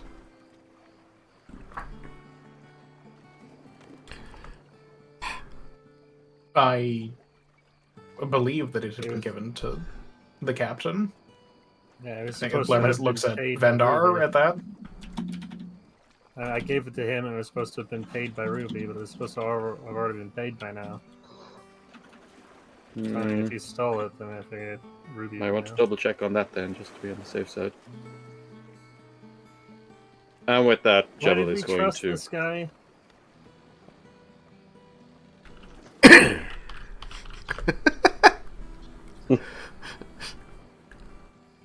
Like, I wasn't involved with him at all, or and now he has all this. Like, why did we trust him? Because we're stupid. Oh,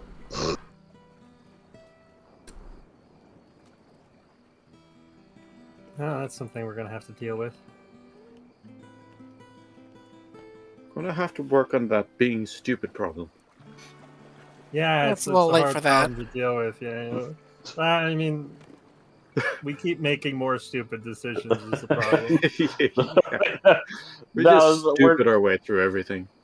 No, it's just this is just showing that we still haven't learned from back when we trusted the necromancer and he stole our card. Yeah. It's true. We haven't learned a thing. God damn, I forgot about that. 12 levels later. That was literally my first session too. So good. Comes back full circle. I just love the idea of, like, you hear about these legendary heroes who managed to perform this amazing feat, and then the reality is just a bunch of fucking idiots who just oops to their way into heroism. Managed to not kill themselves long enough to stumble into killing the big bad. Yeah, we're just the Amaranth's version of Guardians of the Galaxy. Yeah. Oh no, we didn't. They didn't actually kill the bad guy. The bad guy like fell down a flight of stairs or something, all on his own, while they were arguing. They were just at the top, and people were like, "You did it!" And they're like, "Shit." Breakdance fight, you and me. Anywho, yeah, Jebel is going to wild shape dog, and he's gone. He's gone off searching. All right. He's going to keep everyone notified, updated on the bond about what he finds. Okay. Yeah, you follow the scent on this article of clothing that got left behind. The dog's keen senses allow you to track it. Why don't you roll a perception with advantage? Okay. Wisdom, so you'll be using your stat, I believe. Yeah. I'm just checking what my... Yeah, no, I have decent perception. Okay. Ooh, That's a 31. All right, 31. You're able to track the scent pretty easily. You never feel like you're losing it at all. Like anytime other scents come in, you're like, nope, I know where my scent is. And you follow this up, down, and all around. This guy's a real mover and shaker. He's been all over the inn. He's visited nearly every room. And his scent hangs heavily all over the meal area, even though it is nearly masked by other stronger smells in places. Outside, you're able to follow him, almost chronologically back and forth to the bivouac, to the quartermaster's tent, to the place where the horses are kept, where the woodworkers have been making things. Like anybody who is a craftsperson or has anything to do with the logistics of the army, equipping the army, like he has been to them.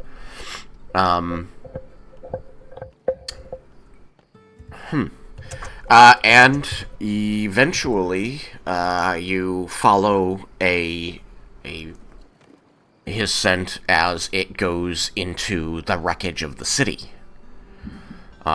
You spot that, like the woodworkers' building that you salvaged the wood from to do the fabricate this morning.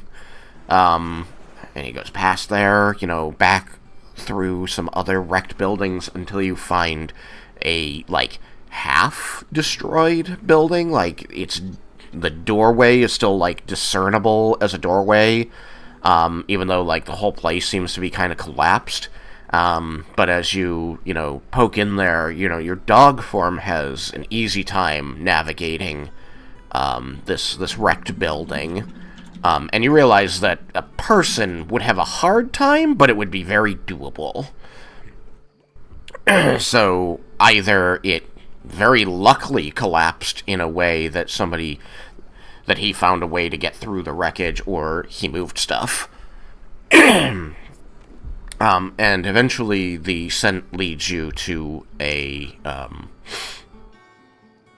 staircase that leads down below, which is very unusual. You notice that almost all the buildings around here, the wrecked buildings, they don't have any structure below the ground. Like, this is a smallish island that's almost all, sandy soil. It's not good for basements.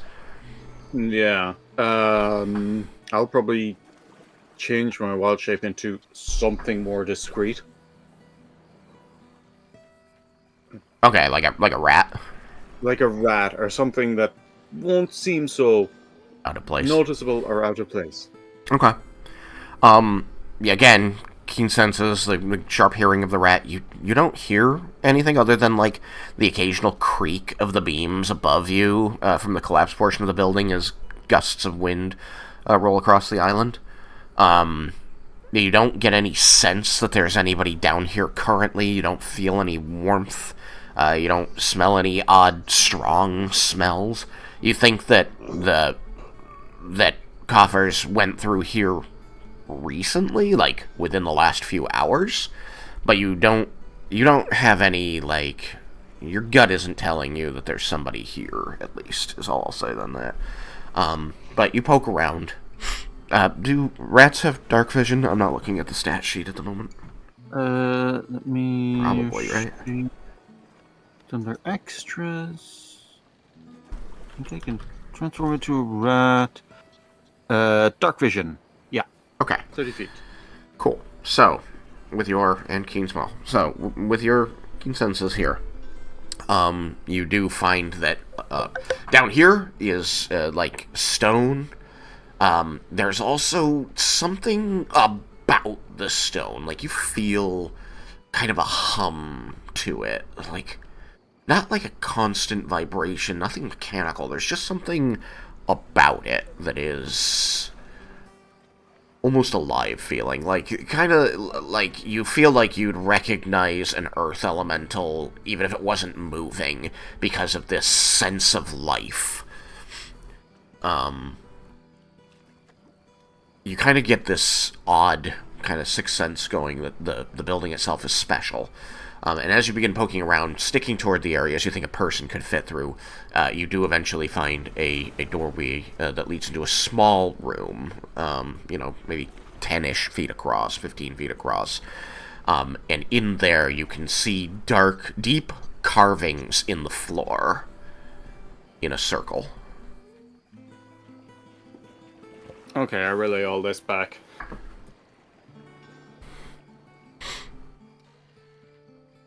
Does it seem teleportation circle description, or? Yes. Well, this is a problem, but also will prove helpful. Assuming he did not... is it marred in such a way, Jebel, that it seems like it would be difficult to continue using?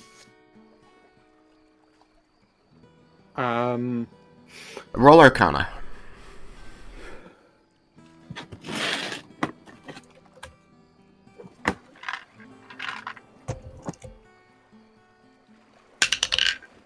That's a 9. Total. Yeah. You can't tell. That's kind of what Laromendis expected, honestly. He was, hopeful that there would be a sure answer, but he was expecting needing to go down there to confirm. Yeah. This spot. Do you want to cut to someone else for a second, because I have to go do something? Okay. I'll be back shortly. Lair also has to go do the cat thing, and I'd like to give you the ability to do that. We could skip forward in time a bit to when I'm attempting to summon Kubriel. Come back to this. Right. You're going to do that now. I won't be leaving this basement for a little while. I have something I want to do. Okay. Sam, why don't you go handle your thing, and I want to know more about this. So, Raiken, you here? Yep. Okay. Alright, well, talk to us about this Kubriel thing. Well, I have my 9th level spell slot available. It's the end of a day. And I had offered to Raiken to attempt to summon Kubriel in her true form. Perhaps maybe it's just for them to meet face to face, or perhaps he can convince her to stay and help fight in that form as opposed to that of a tiger. In essence, I'm just offering to summon her on his behalf. What happens from there, I leave up to him.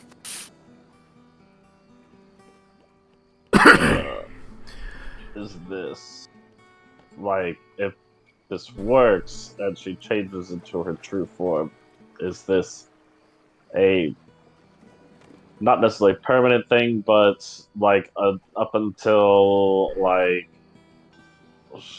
if we were in battle she gets knocked out and then it goes away, or is there a time limit on this?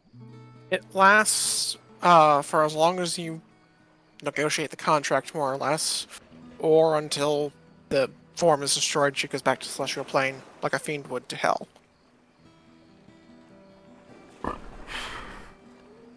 Okay. Well, I can bring her out and see what she thinks of it.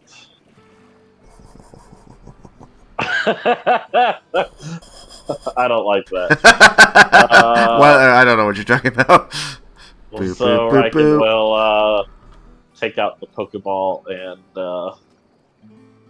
and it is also possible that Cord will just tell me no and send someone else instead, in which case, oh well, we tried. And bring out Kubriel. Kubriel, I choose you.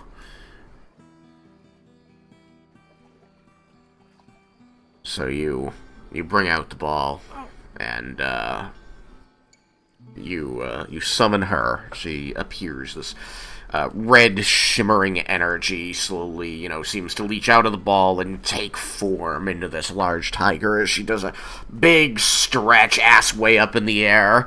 Just... Oh.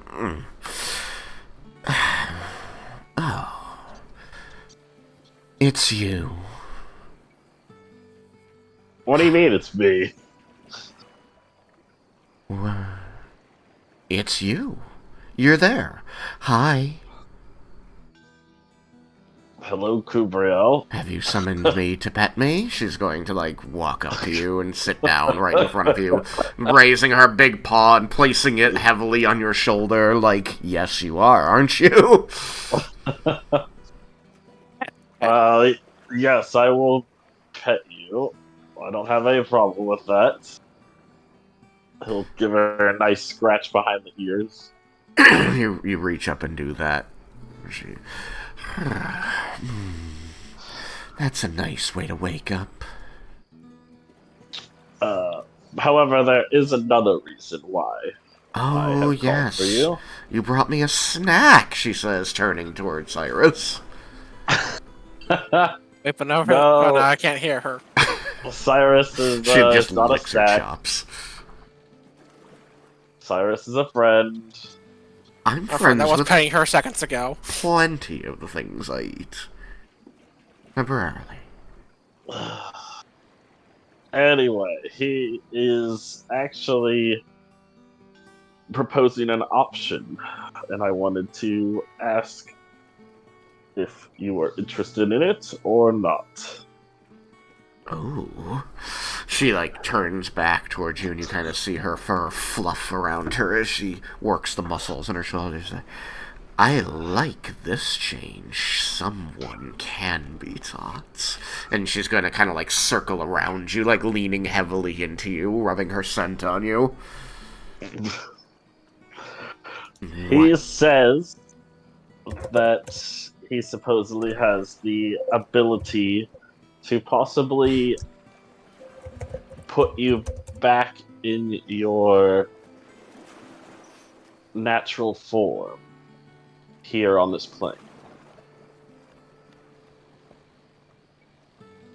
She's going to kind of sit down, and Cyrus, you're going to see her looking at you, those big green eyes, kind of constricting and growing, in their perfect circles, very not cat-like.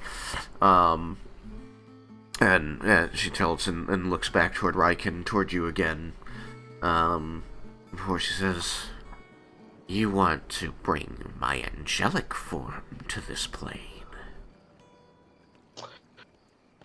I would be very interested in it. However, I am also just fine teaming up with you in your current form for battle. This is more of a what you would rather fight in.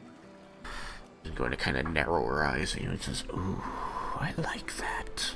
Say it again." This is more of what you would rather fight in. Very well. I must warn you something, though. In this form, I am bound by your oath. I serve you, mostly willingly, but the spell does compel me. In my true angelic form, I won't be so... She, brings up a paw and examines the top of it before licking it and rubbing it over her ear. Cat-like.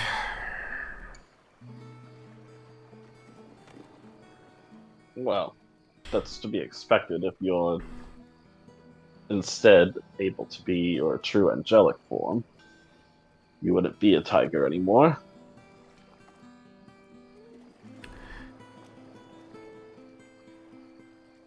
I just don't know if I'll be able to restrain myself from stabbing you. Just the once. Just so we're even. What? What, you need to stab me to be even? Well, sounds like fair trade.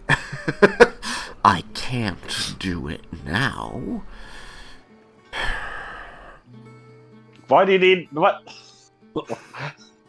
Why is it so extreme that you have to stab me for us to be even? It's just once. Think of all the times you got me, what's the word you use? Poofed. I didn't do that on purpose. You're purposely stabbing me. That's why it's even. You did it by accident a lot of times. I'm gonna do it on purpose once. Hold on. What is a lot of times? I don't know it was that many. At least 12. That was not 12. You can't even what? No. Chaos Curse. You don't know. I'm pretty sure it's 12. No, you can't side with him. You were wanting to eat him earlier. He's getting more delicious by the minute. He's right. It was not 12. Pretty sure it was 12. It was definitely 12. Bendar, stop chiming in. Alright, look. Here's how it goes. I stab you once because I got stabbed 12 times. Or I stab you 12 times. Which do you like? You can stab me once, but it's in a non-critical area. Of course. God, you do actually serve our god. I don't want to kill his champion. Much. You can stab me in the arm. Alright. You have my word. God, Raiken's a terrible negotiator. You should know this by now. Raiken does not negotiate. Raiken just fights. She's going to, get up on... He didn't even try to go down to no stabbing. It was just like, listen, it's either 12 times or once. Okay, I guess once. Yeah, that was the ultimatum. Yeah. What about no Look, times? Raiken has just learned there's but one way to deal with the cat. She's going to rear back on her haunches and place both of her large paws on your shoulders. And she's going to just, lean in and give you a big lick on your snout. Be fair to Raiken. If getting stabbed once, the only cost he has to pay to have Kubriel fight with us for a while, that's cheap by comparison to what it could be. How big is her sword going to be when she's in her angelic form? Afterwards. Now, he also says that Cord can deny this, possibly. So... He could. It's true.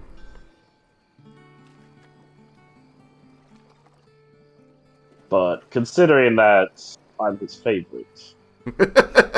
Want all of you to know that there was a lot of eye contact before that lick, and it was a little weirdly intimate. Oh my god. That's why Raiken's trying to, move around.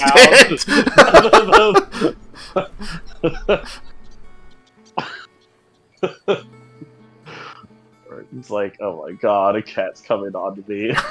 Not yet, I'm not. No, he's not. He didn't say that out loud. And he didn't think it out loud either. It's up to himself. Stabbing is a very intimate act. Yep, that's why he's looking you in the eye the entire time. Well, luckily it's only in the arm. Yeah, but you didn't negotiate for speed or duration. You're going to take the sword back out, right? Yeah.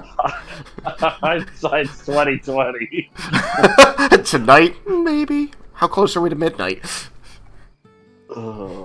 It's 2 in the morning. Ooh, bad news for you. Okay. So, if we are agreed, then I think we can let Cyrus attempt. Tiger's going to turn towards Cyrus, and her jaw's just going to hang open, drooling from it. And you're going to hear her... Hold on. Before we begin, I have one more concern. Mm-hmm. If you are able to change, I'm afraid that it might freak out the army a little. So we have to come up to an arrangement of what to do until we get to the fight. Introduce me to the army. Yeah, I mean, they saw angels with Tatsuya. Yeah, having a angel of cord there with you, physically standing there with us, would do a. It's true. And you're like 10 times better than those angels. At least. And like a million times better anyway. than a tiger. Don't get me wrong, tiger's fun. Guys, I'm gonna be AFK for a second. Okay. Alright, Cyrus, let's do it. She's gonna turn to Cyrus, her mouth hanging open, drool running off of her fangs to the floor, and you're gonna hear her saying, "Make me a real boy." Then after asking and practicing select a few words in Celestial, Cyrus will say the following sentence in Celestial. Beseech Cord on behalf of his champion, Raiken Lumos, to summon Kubrael in her true form to aid in our fight. And I will cast the spell. Hell yeah, I don't have to use their angel. I made my... Oh, but I made Dragonborn angels. Yeah, it's probably fine.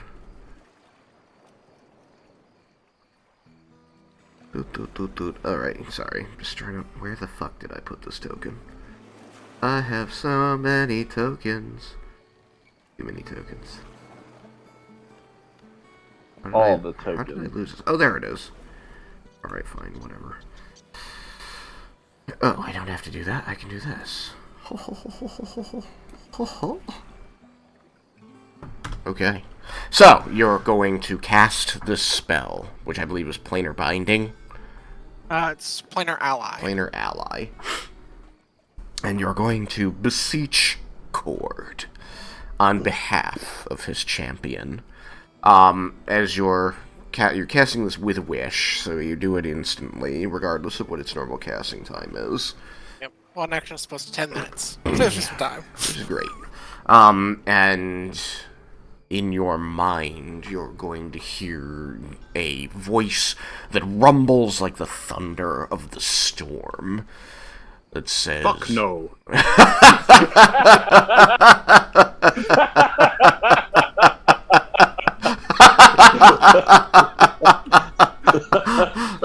Wow. That's great. Oh, man. Amazing. That says... I do not know you, small one, but my champion shall have the resources he needs.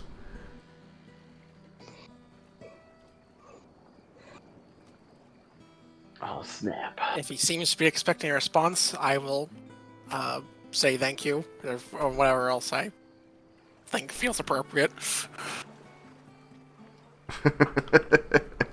There's no further response. Shit. But the... So that's what he sounds like. The tiger is... You're going to... it seems like lightning itself, like a bolt of lightning, suddenly comes through the ceiling of the room you're in and strikes the tiger.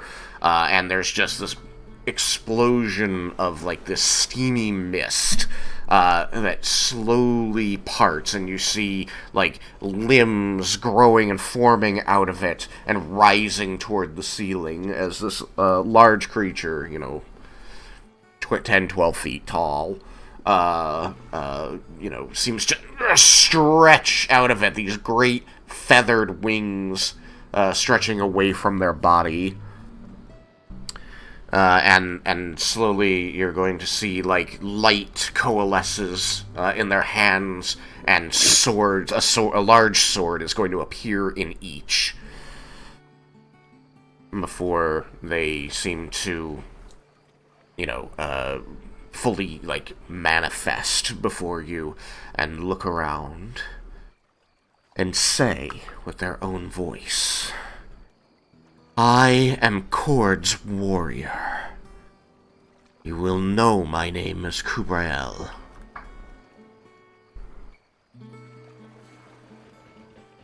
No more meow meow. It is amazing to see you finally in your true form, Kubrael. She stabs you. Yeah, and that sword. That's a big sword. Like halfway through him saying, like, like in the middle of you talking, very on purpose. Like right in the shoulder, which is technically the arm.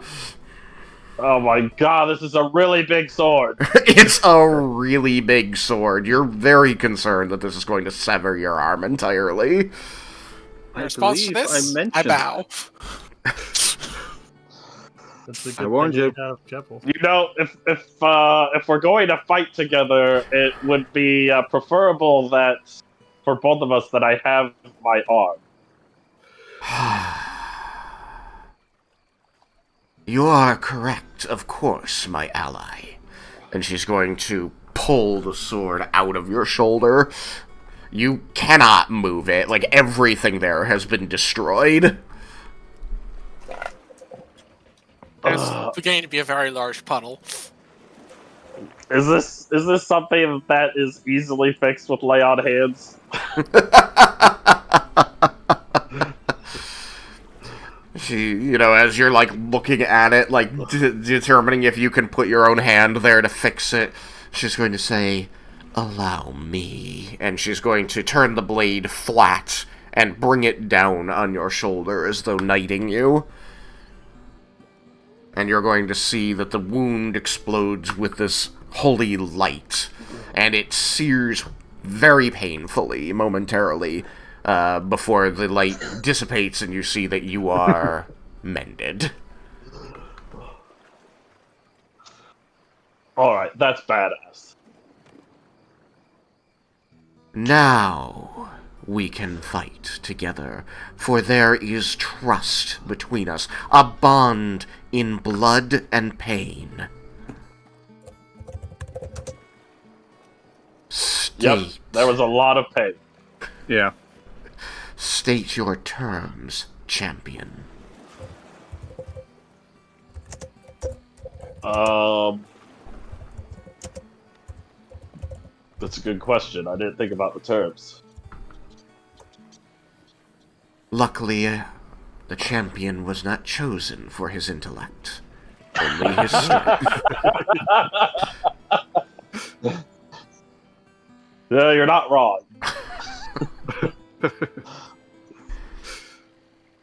I'll ask you first. How long are you willing or wanting? I prefer this form to that of the cat. Though I admit there is a great deal of humor to be gained from that form.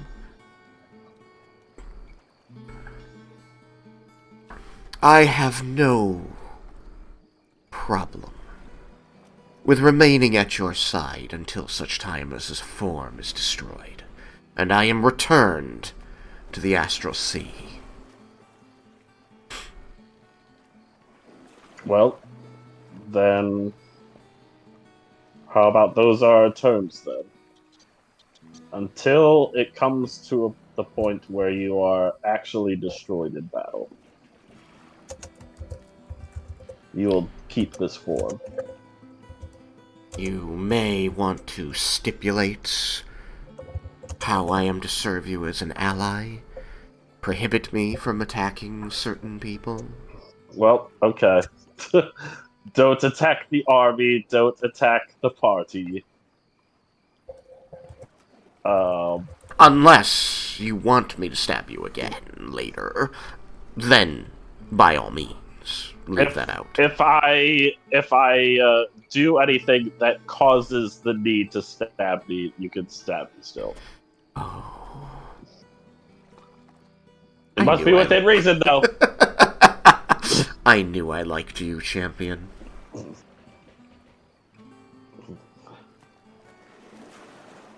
But none of the party or the army, though. Or any allies of the party. Yes, or any other allies we come across, if we deem them allies. I see. So anyone you stipulate as an ally will enter protection. Yes. Very well. My turn. You cannot prohibit me from doing our God's work. If there is a fight that I deem must be joined, you will not stop me. That seems... I mean, I would do the same thing. I would not want anyone to stop me either. So that is perfectly... I agree with that. Then it is well. We are as one in this, and she will sheathe her two swords at her hips and extend a large hand towards you, gauntleted in glittering metal. Raiken will accept and grab her gauntleted hand with his and say, let's now continue to do Cord's work. Lightning strikes your hand. Thunder rolls around the building. There doesn't seem to be any holes in the ceiling, but lightning keeps getting in here somehow. Well, hopefully there aren't actually any holes. Otherwise, I don't want to explain it to Ruby. Well, we are going to have to explain the rolls of thunder likely waking people up, so, you know, what's one more? Can she fit out that door? I can fit wherever I need to fit. Jebel isn't there. Where is Jebel? Where the fuck did he go? He's still underground. Yeah, he's still searching. Oh, right. I know that was Thomas. That was Thomas questioning Fine. if she can actually fit out that door, or she has like. Just expected he had weaseled out at some point, but I forgot. He never came back. No, he has something he wants to do. Indeed. Yeah, as you release your grip, your hand burns with the lightning, and you can see that etched on your palm there is a glyph in Celestial, and it is mirrored on her hand as well. That translates to, like, deal or accord. That'll be that second one. Yeah, I like accord. Spelled wrong, just cuz. Yes, A-K-O-R-D. It is what Cord calls his deals. We have an accord. Cord is as dumb as Raiken. He's just like, I'm not the god of, like, intellect. I punch things really hard. All right. We've got 5, so are you able to tell me what you want to do in that time, Thomas? I wanted to detect magic in the place. Right, and you can do that as a mouse, or do you have to change back? I have the other shape. What's it mean? Quetzal? Quetzal. You do have the Quetzal. I think you can also do it as a mouse, though, at this level. It's yeah, possible. but I don't have it prepared. Well, that'll do it. I don't have the actual spell prepared, but Quetzal has the ability. It's true. Innately. So. The Quetzal can just see magic. The little bullshit detector. Alright. You are able to change shape into the Quetzal. It's a small bird. There's plenty of room here. It's roughly the size of the raven. And yes, there is very clearly residual magic here. You can see that this is a place that always holds magic. There is something very special about it. All the walls, but especially this circle of runes. And they also seem to glow in a way that indicates to you that they recently held more magic. That is another thing that I will pass along to the rest, that this is the magic, and magic has been done here recently. So there are multiple rooms down here. Is that what I'm... Yeah, there are a few rooms. Mostly, there's a lot of, like, storage. It's like, is it like a hallway with rooms coming off it, or... Yeah, sort of, or like a kind of a large, like, central-ish room with a lot of smaller alcoves separated by doors coming off of it, but yeah. Yeah, but, like, none of the rooms are, like, it's not like, rooms connecting to other rooms, connecting to other rooms. It's a central hub. Yeah. Yeah, I don't see a reason it's that just it for wouldn't be ease like of, like, searching. Yeah. And, yeah. This is the only thing really of interest that I found, was the circle. Like, every place else is empty, or... Sorry. Well, no. Once you take on the form of the Quetzal, you can see that there are sources of magic in some of the other rooms, separate from the walls themselves. Oh, I am going to tell Laromendis that he needs to get down here. You suspect that they are trinkets or weapons or something? Yeah, I'm going to recommend Cyrus. Leah, probably, as well. People who get magic. Excuse me. Okay. I was really hoping we'd actually complete a long rest this session, but I guess we're not going to. I completed one. That's nice for some people. So I feel like the actual thing for investigating that is Jebel Bring is probably Leah and probably actually just Laromendis, because he's probably the only one who's finished his rest. Yeah, I don't know how Laromendis investigates. Leah stayed at the party for a little bit. Yeah, she did. Yeah. So, as long as everybody else gets to bed now, Vendar wasn't planning to sleep, but everybody else, they can still get their long rest. I was planning on sleeping a little, just like 4 hours or something. Not enough for a long rest, just enough to kind of stave off. Yeah, generally the way it works, I believe, is that it's like every hour that you go beyond when you should have taken a long rest, you roll a check, and every hour that check gets harder. So it starts off pretty easy, and it ramps up kind of slowly, but eventually it's like you fall asleep because you can't pass this check.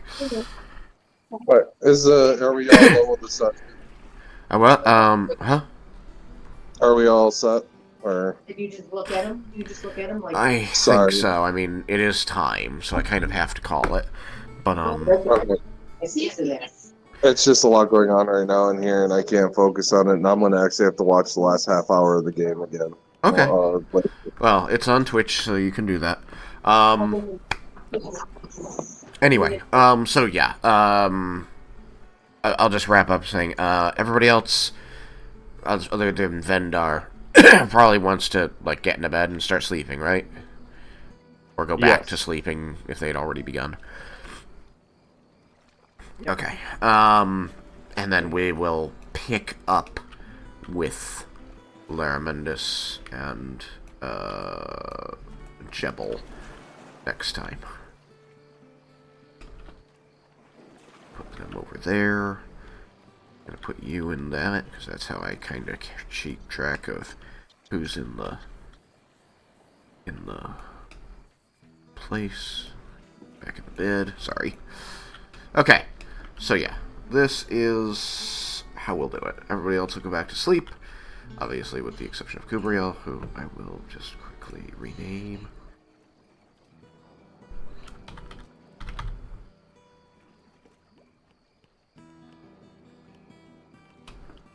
Yeah, there we go. Kubriel. Yeah. Okay, so that is where we'll pick up next time. That was great. Thank you, everybody. Woo! Thank you for putting up with me driving and whatnot and playing. It was fine. It went too. okay overall. It went okay overall. So thank you guys for working with me and making it work. So we'll see everybody next time on Everybody Loves Raiken.